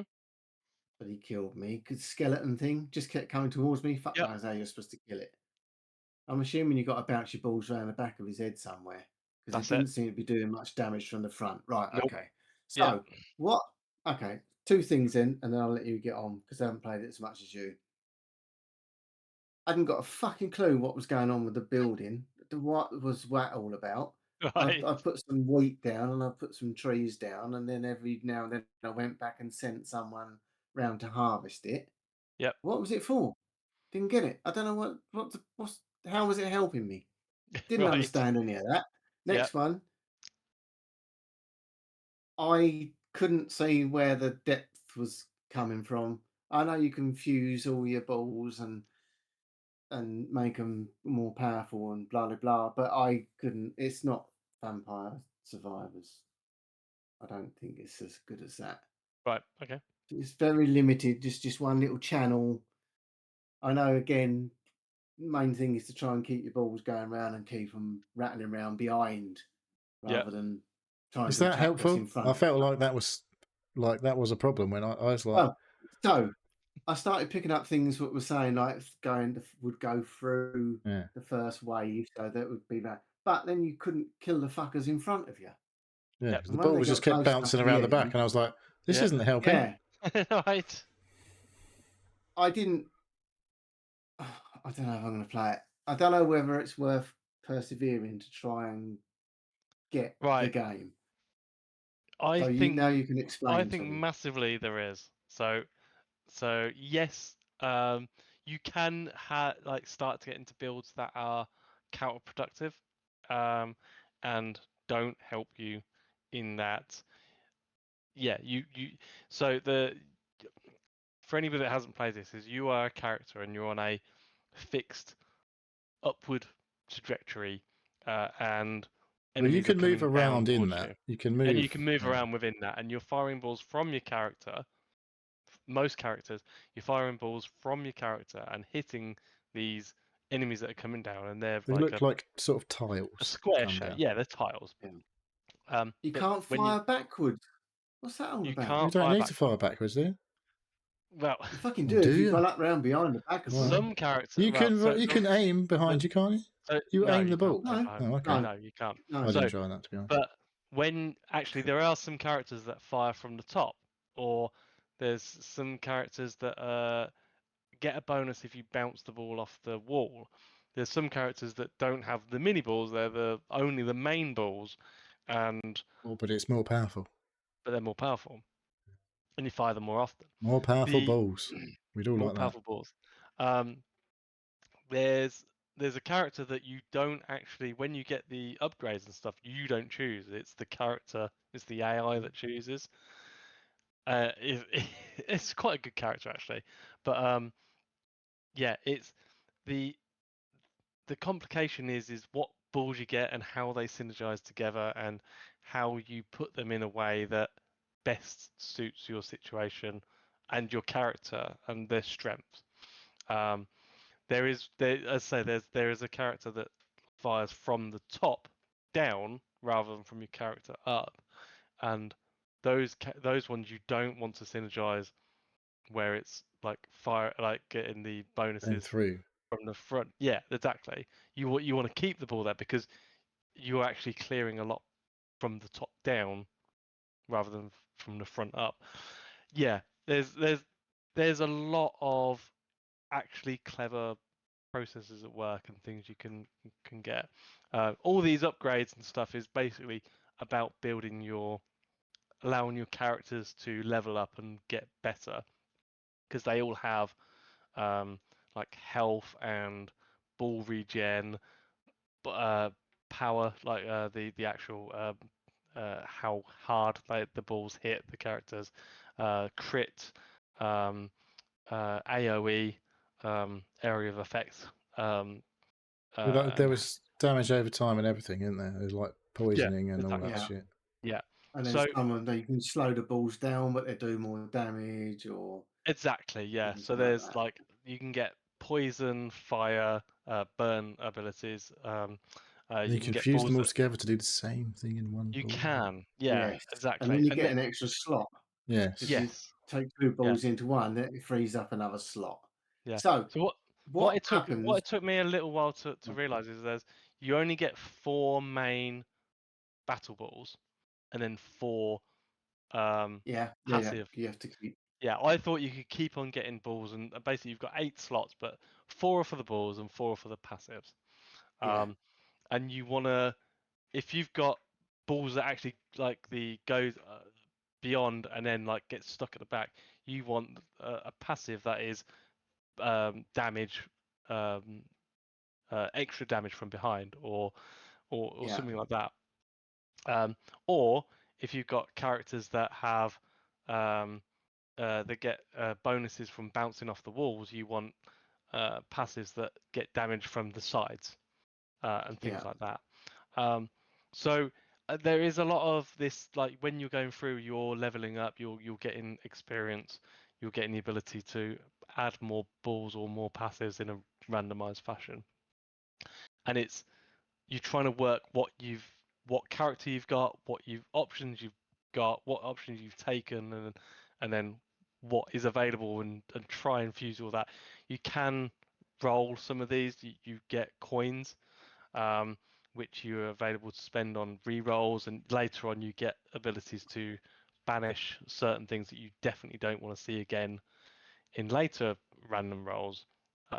So it's all about building building a run. And the thing that I like about it is these runs, especially to start with, take a maximum of 15 minutes. So very short. It's a short run. It's going to take a maximum thing. You've got two mini bosses and a main boss. The skeleton being the one on the main one. And yeah, so everything that you kill gives experience, and then you get a randomized bonus. I think that's the thing, Upgrade. or upgrade, which you can. So some of your major balls, like the big balls, can evolve. So two specific balls that have been set to evolve together can create a completely different one, which is a sort of a best of the both of those. There's also a fusion, which is you take both of the balls and you just put their abilities together and you put it there, which is not the same as an evolution, but like works effectively together. What you want to do is evolve as many balls as possible and then fuse the most evolved balls together to get the best of both of the most So evolved. you want to evolve them first and then fuse them. Exactly. Yeah, this is where the cross bit or X bit comes in, because you're putting these abilities together. So so some of the abilities might be like a poison and a wind, so it goes through the enemies and it poisons them, and you evolve them together and it turns it into, I think it's like vampirism or what's it called, it's evolved. But then you can have a lightning effect and then fuse that with that and then add a lightning effect or a fire effect to that as well, so it gives it an extra bit. And then you've got more spots for more balls to add more status effects onto them, so freeze or fire or poison or yeah. So so when you finished a run, you die. Yep. You've unlocked some bits and pieces. Yep. That's the only progression for the next round. You've just got more things available. So when you finish your run, because they go back to level ones. If you level them up for a run, you don't keep them as levels, do you? Everything starts back at level 1. So the characters, when you level them, so at the end of a run, whether you've completed it or not, the characters actually get experience and then get additional bonuses on their character sheet, which is for HP or crit or ball the strength and actual stuff like that. weapons don't. No, you don't keep them at all. Yeah, They get reset every single time. Give a choice. Yeah, but the characters might be stronger in a specific area or not. So so the you've got to have evolve. a look at their. Yeah. You've got to go and look at their character list Exactly. to see what's up and what's down. Okay. Exactly. And then you get to the building phase, which you can add fields or forests and stuff. When you play it a bit more, you'll get buildings which you can add additional dexterity or HP or crit, and as part of that is that the building materials will be wheat or logs or stone or gold, all of which you can put onto your playing field, so your building area. And then when you're in that, it's basically like a, I don't know how to, it's like a bounce around the field, and you trying to hit as many I did a buildings to couple of upgrade them, or harvesting. Yeah, exactly. It's quite hard to describe, but for the audio, but it's this one's got a massive city. Yeah, you need to do that.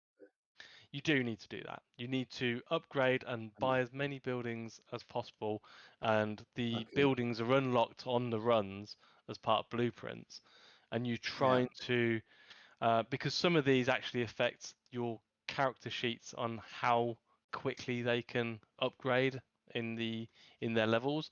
So if you were going to upgrade from level, I don't know, 1 to 2, you would get 1 point in HP, which increases their HP like for the next run. But if you get a building that upgrades that, you can get 2 points in it. So you can upgrade your characters, level them up quicker.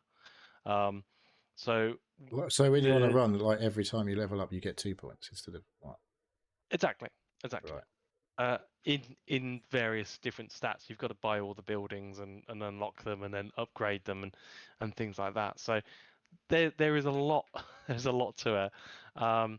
Every time a character finishes a run, they get a bonus on their character for finishing that level for the next one as well. So when you finish the first level, I think you get a bonus on any character that finishes that to AOE.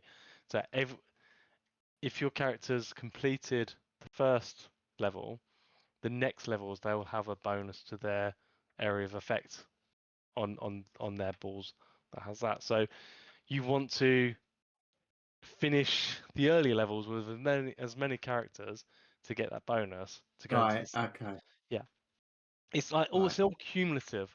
So the character that you're playing the first levels with at the very start, when you actually leveled them up and gone through a few levels with them, they're a lot stronger in the later levels, and also in the first level because you can go back and basically do a level plus, like a speed level on that, and you get various bonuses for finishing the fast levels. So there's a lot to this game. Yeah, I'd say it's really clever. The characters, especially when you get past the first 3 or 4, the characters do feel very different in how you play, and it really makes you think of okay, right? There's one character that's actually 2 characters, and they're mirroring the where you're trying to place your balls to hit the characters, but the ball strengths are halved. But there's lots of balls on the thing, so you actually want to try and synergize with like ball strength or like damage for the little balls, because even though they're half strength, there's a lot of them. So you're trying to sort of there's a lot of thought and depth to this. So you've got quite a lot of control over what you do. Yeah. Even though there's a lot of random elements. Yes. Talking of control, are you using auto fire or are you auto fire turning it off so you can run? So you can run an awful lot faster when you're not shooting. There's that has tripped Is me there up any before. advantage to be other than you can run around and pick up your little bits and Are pieces? you also on controlling? Are you using a mouse and keyboard, or are you using the controller? A mouse and keyboard. So when you're using a mouse and keyboard, your crosshair, do you move the crosshair? Because I was just watching a video, I was like, that crosshair is like not moving at all, and this person's like running around all over the place. Yep. Whereas like if you're using the controller, you've got to fucking constantly keep changing where you're aiming as you joystick. move. Which is not very intuitive, by the way, on the controller. You say it's a little not? bit confusing. No, not very. I did use a controller when I played it, but I literally played like 2 runs. You never quite know where you're pointing at. I know it's got a lot going on the screen, and it's quite difficult. Like initially, like the balls were coming back, and I was like, "Shit!" I'm trying to get out of the way of them because it looked like something that was coming to hit me. I was like, "Oh, that's my ball." And you've got to try and send your balls up round so they hang about in the middle or around the back. Yeah, it's not that easy to actually aim it through a gap. I get it. Yeah. It's not the easiest on mouse and keyboard either. But I think there is more control than a controller to do that, I think. So, but yeah, I'm the same. Like I've been in situations where I don't know what's coming towards me because like the bullet spam is so much. I'm not sure what's mine and what's the enemy's. And also like sometimes there's bosses where it's basically bullet hell in that you're trying to dodge so much and so quickly. That you're not actually focusing on where you're firing your balls, but you want to be like making sure that you're hitting him, the skeleton guy, because like he's just going to keep firing at you. So, yeah. So you can definitely move a lot faster when you're not on Yes. auto fire, which helps to get around them pink bones that he's firing at.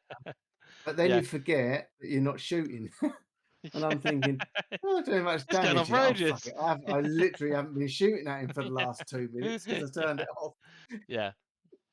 There's there is that. There's some characters that like you're constantly firing. Doesn't matter how many. Like there's you're just always firing. It's always the thing. But there's one or two characters that I've definitely played that I've been firing, and I like when you're not firing, you speed up. But because these characters are not always firing, you suddenly start zipping around, and then you stop because you start firing again because your balls are coming back, and you can refire them off. And then that's tripped me up because I've been like going forward, moving forward, and then suddenly like just zipping into the enemy, getting hit, and basically dying because I've been stuck in a situation I couldn't get out with. So yeah, there is an element of that as well. But you just got to manage it. If you're on a character that does that, you then try and synergize into more passives where you get more balls firing, or the balls are firing faster, so they're coming back faster. So yeah, it's all that to think about. So I love it. This game's kind of taken over my life in the last couple of days. So it hasn't got me like Brotato or Vampire Survivors did, but I think it's this building thing's gonna be the thing that puts me off it. I think I don't know if I can be asked. I might just try and see how far I can get with the characters. Just even if it's just try and do level 1 with all the characters. If I can do that and not do any building, I'll probably be happy after 20 hours of it. I've noticed there's quite a few people on my friends list that have done the first level and not gone on to the second one, and that's fine. Yeah. But yeah, it's I don't know. Once you get past it, I think there's quite more a lot depth there. to it. Yeah. I'm in deep. Yeah, I haven't uninstalled it. I was gonna play. I ain't got around to playing it this week. So yeah, sounds like I need to get back on it. You need to check it out. Check it out. Who's next? Is that back to me now? Back to you. I'm going to leave you to talk about it for a sec. I'm just going to pop out. Right, I won't talk about that one then. Okay, I'll be on Clair Obscur, I guess. Right. Don't be too long. Come on. No. I might pop out for this as well. Oh wow. Have you played any of this, Clair Obscur? You not played it? No, I don't think it's even on Xbox, is it? Yeah, it's on Game Pass. That's where I'm playing it through Game Pass. But PC Game Pass. Well, I'm playing a PC game. It's on Xbox, isn't it? Yeah, because Chinny's playing it on Game Pass, so it must be. He's got a PC as well. He doesn't play on PC unless he absolutely has to. Well, I don't know what more I can say about it, really. Oh, there was a moment I was listening to their show, The Veteran Gamers, the other week, and Mike said something like, there was a moment in this game where his jaw dropped and hit the floor kind of thing. And I've definitely had that moment now, because I was like the other week, I was like, yeah, the story's whatever, blah, blah, blah. And there's a moment in the story and you're like, holy shit. Wasn't expecting that, didn't see that coming. Or maybe some people may do, but I was like, what? And then another moment happened a few hours later. And I was like, well, there we go. That's a thing that happened. So the story is definitely one of the more interesting ones, I think, in terms of these RPGs that are knocking around. Or certainly things that happen in the story are a bit like exciting / unexpected and more interesting than, I don't know, I haven't played too many of these, to be fair. So maybe that shit does happen, but obviously I'm not going to talk about what they are specifically. What was I going to literally saw something on there that made me think of something. Oh yeah, I've got to say about the costumes. So for whatever reason, you can buy outfits for your crew, or sometimes you get them as rewards for beating. So there's one of the enemies types is a mime. So they're literally they're dressed up in literally like a classic French mime, like with a beret and like a stripy hooped top, and they do like.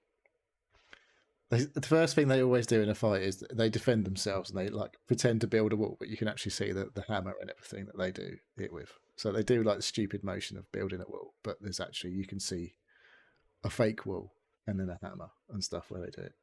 And they're probably one of the enemies you fight, and you're like, oh, that's surprisingly not doing any damage to this enemy at all when I hit them. And it's all about nailing the parry and counter attacking and all that sort of stuff. And like I said, sometimes you get these rewards of outfits, and one of them is like the mime outfit. So you're walking around and you've got a fucking beret. It's called baguette, this outfit. So because on your back you've actually got a baguette, like in your backpack, and you walk around with this stupid hoop top on, some berets and some glasses, and then at some point you unlock swimsuits. Now, there's a young character. She does not get the swimsuit, thankfully. It's not pervy in this game. But there's a lady character. She's got a swimsuit. And there's a guy, Gustav. He's got a swimsuit. So they're running around in swimsuits. Like, he's got like a sort of like a Victorian swimsuit on. Like, so it's got like a vest and shorts, all in one swimsuit. She, however, has like a bra and a long pants. It's not like revealing bikini. And then you can get a stupid hairstyle. So at some point I was just like, you know what? She's just going to wear the stupid swimsuit and have a stupid hairstyle, and everyone else is just going to dress like a normal person. And then I decided. Then at some point there's like 3 lady characters, and I've unlocked a French bob for all of them. So I was like, well, fuck it. They've all got the same hairstyle now. So there's stupid stuff like that going on. And then amongst all of this serious story and incredibly good combat, I'm not actually playing the video I've been watching. So yeah, the combat continues to be interesting. I keep unlocking loads more skills and switching them in and out and testing them out. These are your magic, effectively. You do like a standard attack, as you do in all these games, that does whatever damage. You can affect that amount of damage that does by other means. Like if you do a free aim, there's a picto thing that's like a buff that you, every time after you've taken a free aim shot, your base attack does 50% extra damage. So you do a free aim shot, do your base. Once you've done your base attack or a skill, your turn's over. So if you do a free aim shot, it costs an action point every time. Some enemies are quite good at dodging your normal attacks and your skill attacks, and you can only really shoot them with free aims or counter attack them when they attack you. So it keeps you on your toes. And there's all these new mechanics around, like each character has their own sort of speciality. And Lune, the word girl, she's like the woman. She's got this thing called stains, and if you do a certain type of attack, it'll add a type of stain to your cross thing, and certain types of attack will then consume certain types of those stains to do extra damage and stuff like that. So you've got to try and work, like it's like a little puzzle almost. Like, I'm going to do this attack because it's going to give me those stains, and then some of the things, like she's like a healer character, and so if you can get 2 green stains, which are like earth elements, and her healing spell doesn't cost you any action points. There's also like a light one which can act as any one of the other elements. So it's like earth, fire, water, or ice, and light, I think, are the 4 elements they have. And like I say, the combinations of these things can either buff your attacks or make them cost no action points, so the next time round you've got loads more action points to use. There's a lot of stuff going on in the combat to keep you interested, for me at least. Like I said, I've not played quite a few of these not really a few. I've played a few turn-based games over the years, like turn-based RPGs. And this is way more interesting than most of those, like combat-wise. Oh. Sea of Stars was quite a good one a couple of years ago. That had some sort of active stuff, parrying and stuff like that in the combats. But yeah, visually, when you do stuff and it comes off, like the parries and stuff, like they keep adding new stuff all the time to keep you interested. And like I say, you unlock new skills with all your points. That gives you something else to think about that you didn't have before. So yeah, I've definitely moved on from the first main area, beaten like the first big boss, and the few big story things have happened.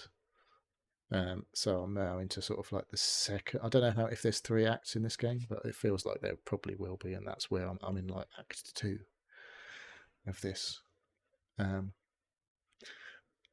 Quite frankly, phenomenal game. So you should definitely check it out if you like an RPG. How are you playing this? Huh? How are you playing this? I'm Xbox? playing this on PC. It's on Game Pass, so it is on Xbox. It is on PC. I am playing with a controller on my PC. So, how are you finding the parries? Parries. Well, they keep throwing new enemies at you, and some of them are right fuckers. Like you think you're about to attack and they don't, and then so you go to parry it and they don't actually. There's a lot of stuff like sound cues that you can read. So there's a lot of signals for you to pick up on. It's just you got to be focused. You can't just fucking like pick an attack or whatever, or just wait for them to hit you, because if you just let them hit you, then you will die. So you need to either dodge or parry. And yeah, it's some, like I say, the first time you fight something, depending on how powerful you are and they are, you might struggle. If it's a boss, you might have to do it a couple of times, maybe 4, 5, 6 times if it's a particularly hard boss. I don't know, and you're not leveled up enough. But there's a cap on damage that you can do, and I've definitely hit that cap. If you do, the maximum damage you can do for a time at least is 9,999 damage, and I've definitely seen that come up a few times now, and I'm like, oh, it feels good when you hit that, and you're like, fuck yeah, that fucking hurt them. But then when you look at their health bar, it's still quite a lot, and you're like, well, this thing's obviously got a lot of fucking health. So but yeah, it doesn't ever feel impossible. I'm on like normal mode. You can put it on story mode and make it easier if you're struggling with combat, or if you're a baby or something. But yeah, I don't find it frustrating at all. I find it incredibly enjoyable, basically, and I think it's fucking awesome. So when you die a boss battle, if you die in a battle, you straight back there. No, you can just literally retry the battle immediately. And if you choose not to, you just go back to a point near the boss, right? And you just go, fuck it, I'm going to go and do something else now, and you get all back to full health and all that sort of shit. It doesn't really punish you in any way. Oh, okay, well, so good. It's quite forgiving, I think. And like I say, if you go to you can go and try something. And you're like, well, clearly I ain't got the skills, or B, ain't got the levels to do this.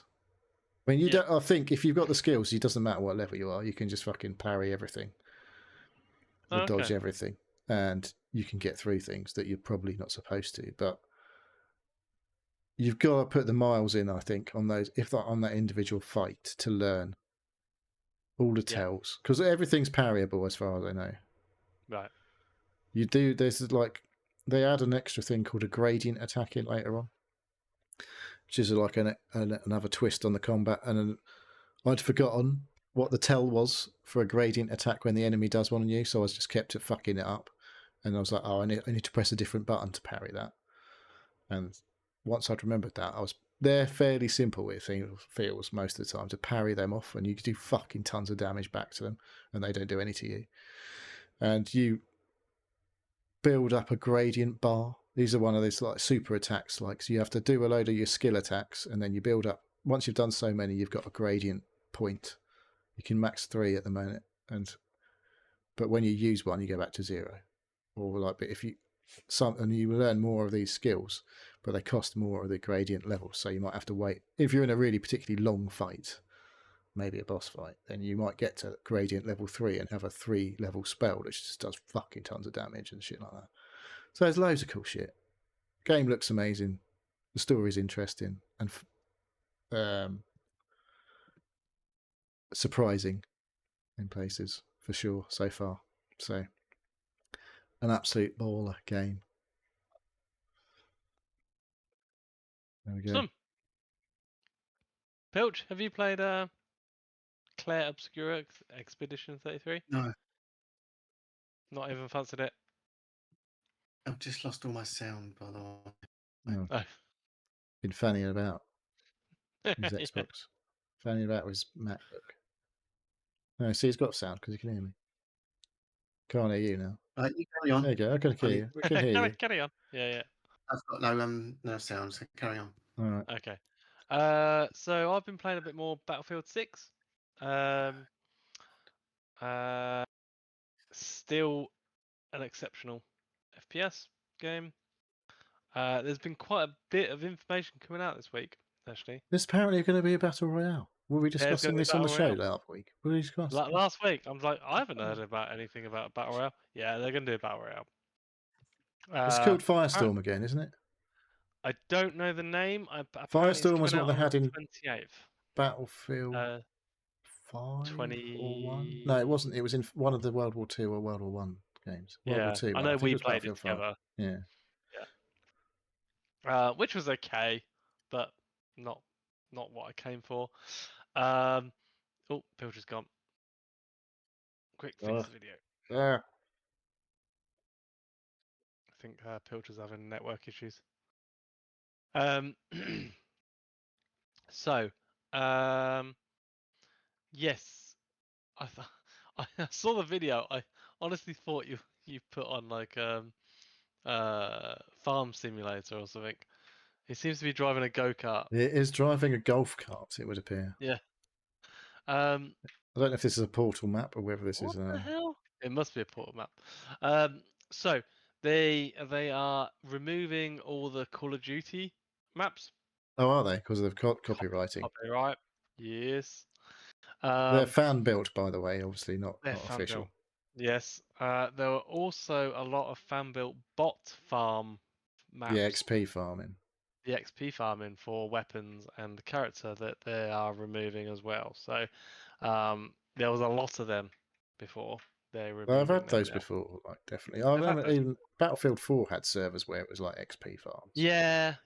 So, but now they're removing the ability to just call in the bots, because apparently that was a thing. I don't know. I didn't play any of that. I did play the Call of Duty ones though. They were pretty cool. And yeah, I've just been playing some normal games. They're still tweaking things. I'm definitely down as more of a support character rather than assault or engineer or sniper. I just feel like I'm getting more experience and helping the team out more. As a support, you've got the ability to quickly revive people, and especially when you're at the front line. The more people you revive at the front line, at a flag or a critical juncture, the better your team is going to be, because you're, instead of people respawning back at where the last place they could closest place, they're right there and you push forward. This looks like a Call of Duty map. It does look like a Call of Duty map. So yeah, but the port is still good. I've played a few games of other Portal games.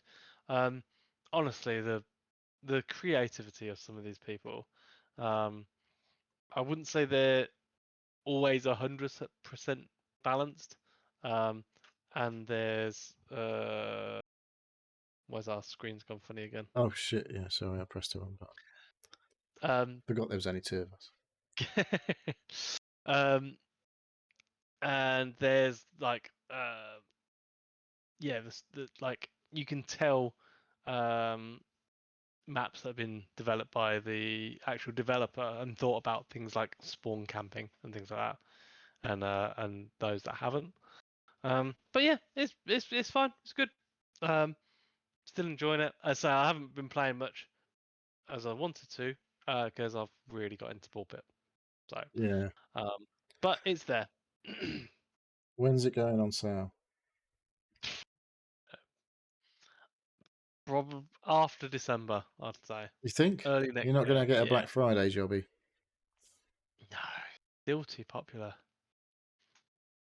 Still. That's about the right time for like from release. That's around the right time scale for usually like a little discount on Steam. Do you reckon? Yeah. Let's have a look. I think until it starts going down in the charts, it's third on the most list. Well, by Counter-Strike and Dota 2. So yeah, Counter-Strike, Dota 2. Now playing is 300, over 300,000 people. Yeah. It's not a million, is it? It's no game. There's no games that are a million at the moment. Yeah, nearly 500,000 last week. It's down to highest point 350,000. So it's still going strong. Yeah. To be honest, it's still in Twitch. People are still playing it in Twitch. It's very good viewing figures on there. So yeah. Oh, Jacobs just messaging saying the new Tiger Woods game looks pretty good. I don't know if that was the golf cart game on Battlefield. I think that was reference to. That's and Andy, that is. Yeah. Very good. Oh, he's back. Is he going to get in? We have. He's connected, but is no he's audio. Muted still. Yeah. Pilch, this is on. Okay. All right, I can hear you. Fuck's sake! What happened there? I had no sound. It was just a reboot. Yeah, it was. The mic was still working, but no sound coming out of the Mac or my headphones or nothing. Just completely. You know when you hear that like a crackle? Yeah. And then it just went crackle and then went off. What did I miss? Dave's talking about Battlefield 6. Are you putting your camera back on or not? Yeah, give me a fucking minute. All right. I'm waiting over to press the button. I was like, is he going to do this or not? Yeah, so you not got Battlefield? Not tempted? No. I thought you were Battlefield all the way. I am, but I don't want to spend 80 quid. Well, I was just saying, when do you reckon it'll go on sale? Not when I'm getting. Well, I don't know how long it's going to be before it comes on. It's going to be ages to EA Play. Access, Play. New COD's out next week, so. Yeah, maybe they'll put it on sale then. Maybe they'll put it on sale then. Maybe. Although the Warzone version, the Battle Royale, that's going to be free, I would assume, is it? I don't know about that. I don't think so. Battlefield 6? No, I don't. I haven't checked, but I doubt it. It was part of the Battlefield 5 or whatever it was. You had to pay for it. Did you? Yeah. Yeah, I didn't play the last Battlefield. Battlefield 4 was the last. Was that your one? I think the last one was all right. People didn't appreciate the much going on. I thought hero shooter type thing. You had different characters that had different abilities. So what pisses me off is people don't play the game. They just be themselves. They don't do team. They play Call of Duty and Battlefield. Yeah. So why play it? It's pointless. I think it's the sort of game that's better when you run with a squad, for sure. Yeah, definitely. Or you get lucky. Is it cross-platform? It must be cross-platform. I think it is, yeah. It's all fully cross-platform now. So you can still ban all of the PC people, I think, if you're on console. But I can see it being cheaper in a few weeks. I think it would Black Friday. For Christmas. Black Friday job, it'll be 20% off, and that's when I think I'll probably buy. And no one else is playing it anymore. Well, exactly. Or maybe when the Battle Royale comes out, then maybe they put it on a little discount. Then I don't know. See, this is half the trouble: is there's not enough people that will stick with it. It's still quite busy now. I was just going through the numbers. No, I mean as a group, as a community. Yeah. You're not. You buy it. Fraser says, "Oh yeah, I'll play that." He won't Dave play says, "Oh, I'll play that," and then 3 weeks later, they're not playing it anymore, and you've just spunked. Fraser only plays one game. And you're playing on your own. So I don't know. I don't know whether there's. I mean, put it out to the listeners. Does anyone actually? I mean, proper play it. Like Dave says, he plays COD, but my version of playing COD is not the same as. Yeah, you're an animal. So if someone says, "Oh yeah, I play this game all the time," then when you look at their stats, it's like 20 hours in like 6 months. You're not playing that all the time, are you? Well, maybe they don't play games. So they're the people who watch telly. Okay. Or have like lives and family that actually speak to the people. Yeah. But it wasn't long ago. People did used to play Battlefield or COD, and you could go on and there'd be. I mean, we're getting older, aren't we?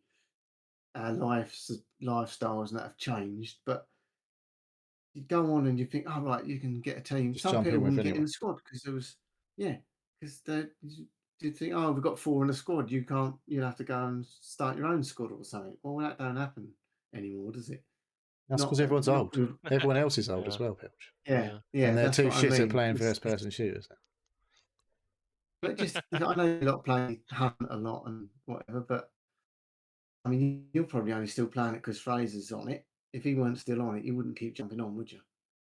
Well, there's just a few of us that keep playing it. There's more than Fraser. There's like 3 or 4 or 5 of us who still, well, maybe 4 of us really that play it. There's 4 solid. Yeah. Yeah, you guys, not me. No.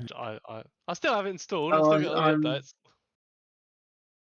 I don't buy games to play with people anymore because there's just no one to play with. Right. Yeah. There's no point. When it comes on EA Play, I'll play the campaign and I might. Well, the campaign's not worth it. It's fucking awful, apparently. Yeah, it's not brilliant. I quite liked. I did a couple that were. What were they? They were like single. The Battlefield 1 had an interesting one because it was playing different characters. That's the one with it. Yes, so that's what I was trying to get. Yeah, I was going to say. Yeah, that was a good. I quite like that. It wasn't really a campaign as such because you were just playing different scenarios with different. It was people. it was about 5 or 6 hours of play though, so it was quite interesting the way they did it. I always play the campaign. I always play the campaigns first before I even go anywhere near multiplayers. I used to, yeah, not anymore. I still do. As soon as the COD comes out, I will play the new COD campaign first. I always do. Yeah. But I have been playing the betas. I've actually I'm on max rank, and I've max ranked my equivalent of an M4. It's not called. What is it? What's this is out already? You're playing beta. Oh yeah, I've done 70 hours on the beta. What beta? The COD beta. What, for Black Ops 7? Black Ops 7. Yeah. Why did you get in on that? Max level, and you just play it. It's open beta all last weekend. Oh. Yeah. And then I played the first one, and then I played the second one. So I played 70 hours of the new COD that's not out yet. You're an animal. I saw it and I was like, "Nah, I'm all right." So Battlefield's taken over COD, is it for you, Dave? You'd rather play Battlefield than COD. I'd rather play Battlefield than yeah. I always preferred Battlefield to COD, but the last couple of Battlefields have been absolute dog shit. That is the problem. Yeah, and I'm not paying for on COD. Game Pass. Yeah, exactly. COD's free. Yeah. I bought Battlefield 4 on Where did I first bought it on Xbox? I think. Then I bought it on PlayStation 3. I think, and then I bought it on PlayStation 4. And then I bought it on PC. I bought it 4 times, that game. But it was always like 10 quid at most. Yeah, and you could get a whole premium, Yeah. all the DLCs and everything for I think they were doing it for nothing at one point a few years ago. Yeah, the PC version I bought for absolute peanuts with everything, I think. Yeah. But now you don't have to because it's on EA Play. Well, you could pay for EA Play Pro on PC and get Battlefield 6 included if you don't mind paying 15 quid a month or whatever. And have a PC. 2 months of that would probably... Another subscription, brilliant. Yeah. Yeah. Yeah, I know. You can play all the other EA games. I've started cutting back on some of that shit now. I've cancelled with Disney. I only pay for Disney through Club Card vouchers. I've got a 3 months Apple TV through EE at the minute for nothing. Yeah. And then we have Netflix, we have Amazon Prime, and I've now got Now TV for 12 months because it was 5 quid a month. Okay. I was like, well, I'm fucking having that then. Yeah. I've had movies for 18 months and not watched one film. Yeah, well, we've had movies and TV for like a month and probably not watched anything. Yeah. So that was 10 quid well spent. I've just paid for NHL TV as well, which was £110. Well, in the season about to end? No, it's just started. Hockey's just started. No, it's the baseball season I'm thinking of. Yeah. NHL, it's £110, but you get 1,300 games live. You ain't watching them, mate. Well, most of them are midnight or 3 o'clock in the morning, so no. But it's like the football on a Saturday, Sunday. They have about 5 games over the weekend. You watch them all at the same time? No, because one will be it's like one at 4 o'clock, one at 5:30, one at 7 o'clock. So it's like the football staggered. There's 5 games you could watch on a Saturday, Sunday. Even if I worked it out. If you watch one game, it's £2 to watch that one game. And if you didn't watch any of the others, just watch one game a week, it works out at £2 a game because it's £100. If you use it, it's fine. Yeah. Like yes. But it means now I won't be watching one of the random football games because I'll be watching one of the random hockey games. Yeah. Because you can't choose every single game's on live. But most of the games are on like 3 o'clock Saturday kickoff. Yeah. Yeah. Well, it's like on a Sunday now. Days and what do they call it? This new fucking lot. Yeah, they just signed for the rights for the NHL for the whole world. No. Every single country. The only country you can't get a subscription is Canada and America because they've obviously got their own deals. Yeah. But the Zone have got the world rights to the hockey. Yeah. No thanks. Yeah. Anyway. Have you got any more games? That's a bit of a tangent. The only other game I was going to talk about is Raiders. Pilch, you got any more? For me. Pilch. The only other game I was going to talk about was... Oh, no, I'm not going to talk about Visions of Mana because I didn't play that for that long. I just watched about 40 hours of cutscenes. All right. Ninja Gaiden 4. Oh, you ain't playing this game. I'm surprised, Neil, you're not playing it. It's a button mashing fest. It's a bit of a fucking combos. Oh my god! So it's Devil May Cry, isn't it? Basically, or Bayonetta type thing. It's like a something like and it's a massive combos, massive fucking button pressing. You get swords, and some shurikens to chuck. So basically, the game starts off. You start off on this train. Train's moving, and you're working your way up the carriage. You're in white carriages, and all these enemies are coming. And it's explaining the moves, the buttons. Fuck me. You've got to have 400 fingers. Everything at you. Oh, press this, that.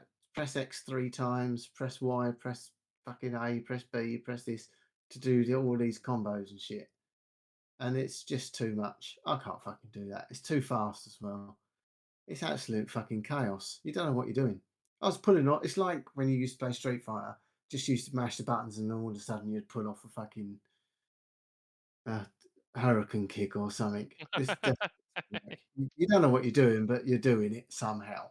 Well, see, I played a bit of Ninja Gaiden Black, which was like a remake of the first game that came out a couple of years ago, maybe. And I thought it was a bit more like you had to think about what you were doing rather than just mash the buttons. Oh no, yes, I think you're supposed to, but I was just mashing buttons because there's every single button did something different, kick, punched, or different things with your swords, and it was giving me all these achievements saying, "Oh, well done, you've just pulled off of this, or you've done this blood thing," and I don't fucking know what I was doing. Did I was I? just pressing buttons. Yeah. I don't know. It's supposed to be. This is the new fucking Xbox game, Xbox Studios' new super duper best thing since sliced bread game, isn't it? But is it? Is this the big release? Is it? Yeah. It's not Pacific Drive. Week. I don't think Pacific Drive is the big release of the week. No. I mean, it's hyped up. Football Manager's out, isn't it? Next week. It is, yes. Yeah. I don't know how that translates to Xbox, though. Well, I think they've overhauled the whole PC and Xbox stuff. Because I've tried playing them before, and it's never really.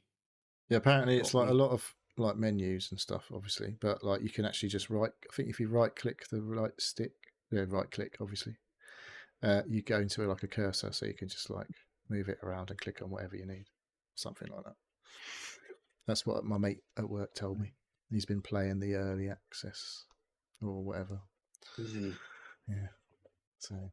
Yeah, I've played some other shit, but if I've got to come on next week, I might have to save some. Oh, better save something. Can get into. I'm going to play Peppa Pig. God. You can get into Clair Obscur next week. So that's Expedition 33 is what you actually was talking about. Yeah. That's what it's called, isn't it? Well, it's called Clair Obscur Expedition 33. I don't. Yeah, I know, but when you bring it up on Xbox, all I can see is Expedition 33. Right. So that's why I didn't realise what you was talking about. But okay. Yeah, I'm done, I think. Yeah. All right, okay.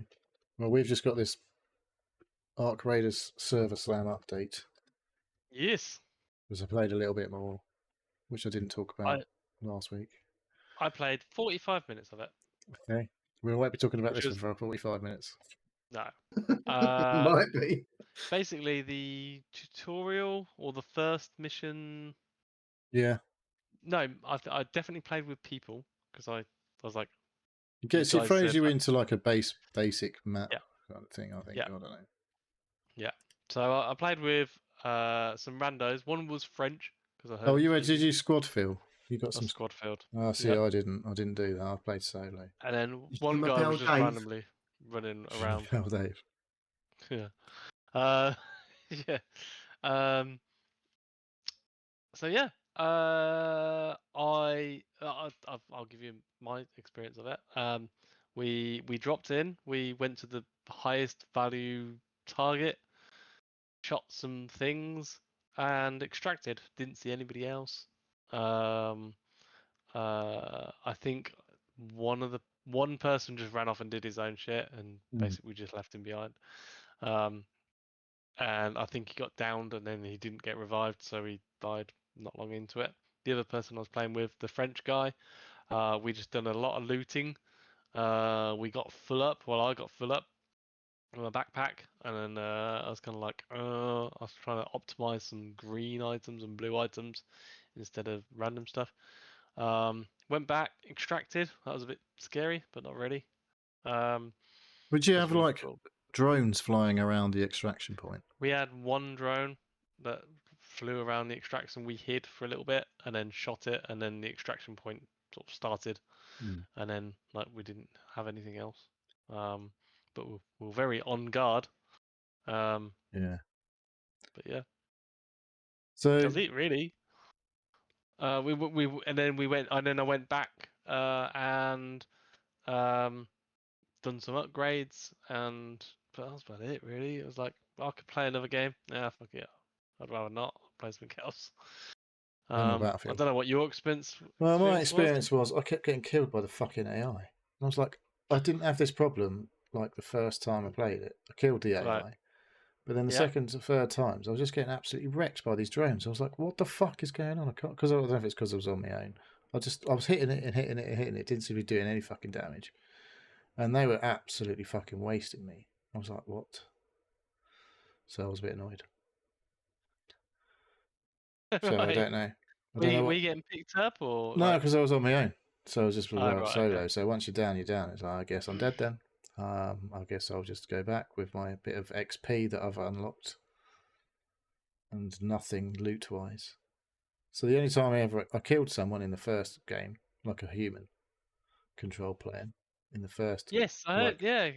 game that I played, and then Mm. then it's been killed by AI ever since.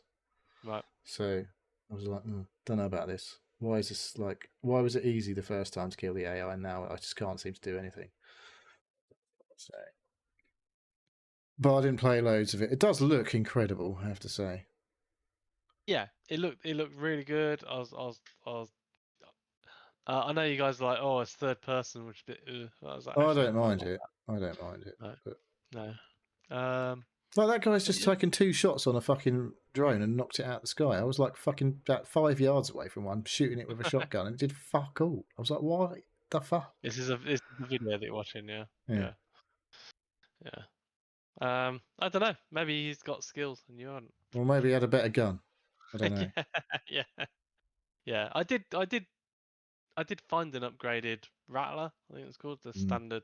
Like, it was a green version of the one that I was doing. I don't know what buffs it gave me on that. I don't know. But no, I didn't have much problems with that. But yeah, there was well, I didn't the first time. I was just like, what the fuck is going on? I don't understand. So anyway. All right. But the playtest is finished now, and I think it's supposed to be out next week. End of the month. It's out next week. Yeah. So I've seen some videos saying they're changing some things. I don't know what that is. I haven't looked at it. So it was. It might be popular, might not be. I'm probably not that worried about. It's only 30 quid. Full. I was just going to say, is it full price? But 30 quid. Yeah. So at least it's not like 70 quid to get in and find out that you don't like it. Yeah. But it's it's one of them where anyway. It's going to be. It's on Steam. It's a lot. It's going to be a lot of grinding. There's going to be a lot to it. There's going to be. There's loads of extra like. It's a bit like I said. It was a bit like Tarkov. If I don't know if you've played Tarkov, but there's like the whole looting, extraction part of it, and then you've got to build out your area with and then you do loads of quests for like traders, and you go to them and sell stuff to them and buy stuff off them and all that sort of shit. So I don't know. It's like it's very different. So the extraction shooter of choice at the moment for us is Hunt Showdown, and that's nothing about any like. There's no traders, no quests. No, there are challenges like that make you use different weapons that you might not want to use to get blood bonds, like in-game currency. But once you've done a run, that's it. The whole point of the game is to do your run and get out, and there's no bullshit other than that. It's all about like we finish that run, we load up our hunters, and we go again.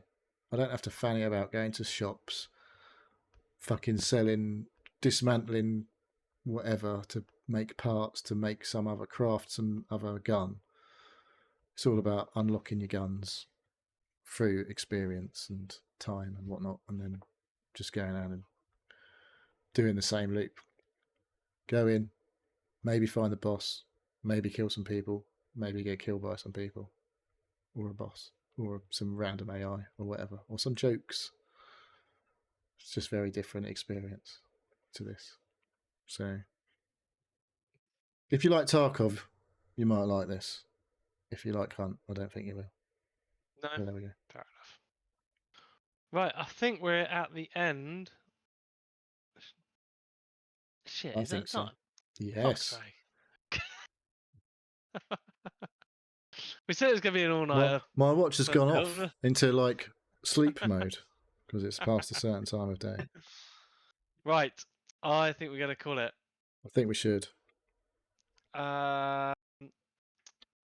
Thank you for listening to this whole podcast. If you'd like to ask a question or get involved, you can contact us on our web form, which is at sealpodcast.com. You can also contact us on our email, sealpodcast@gmail.com, or join us on a Discord server. A link is pinned on our social media and websites. We have YouTube and Twitch channels, which we upload and stream to. Neil, doing a quick shout out for chat? It was a quiet one, largely, but Mint Safe, Arnie, and Andy, and Fraser Moo. And Fraser was on. Cool. Well, it's been a show. I'm not here next week. Fraser hopefully will be back, and Pilch is going to join us if he's so kind.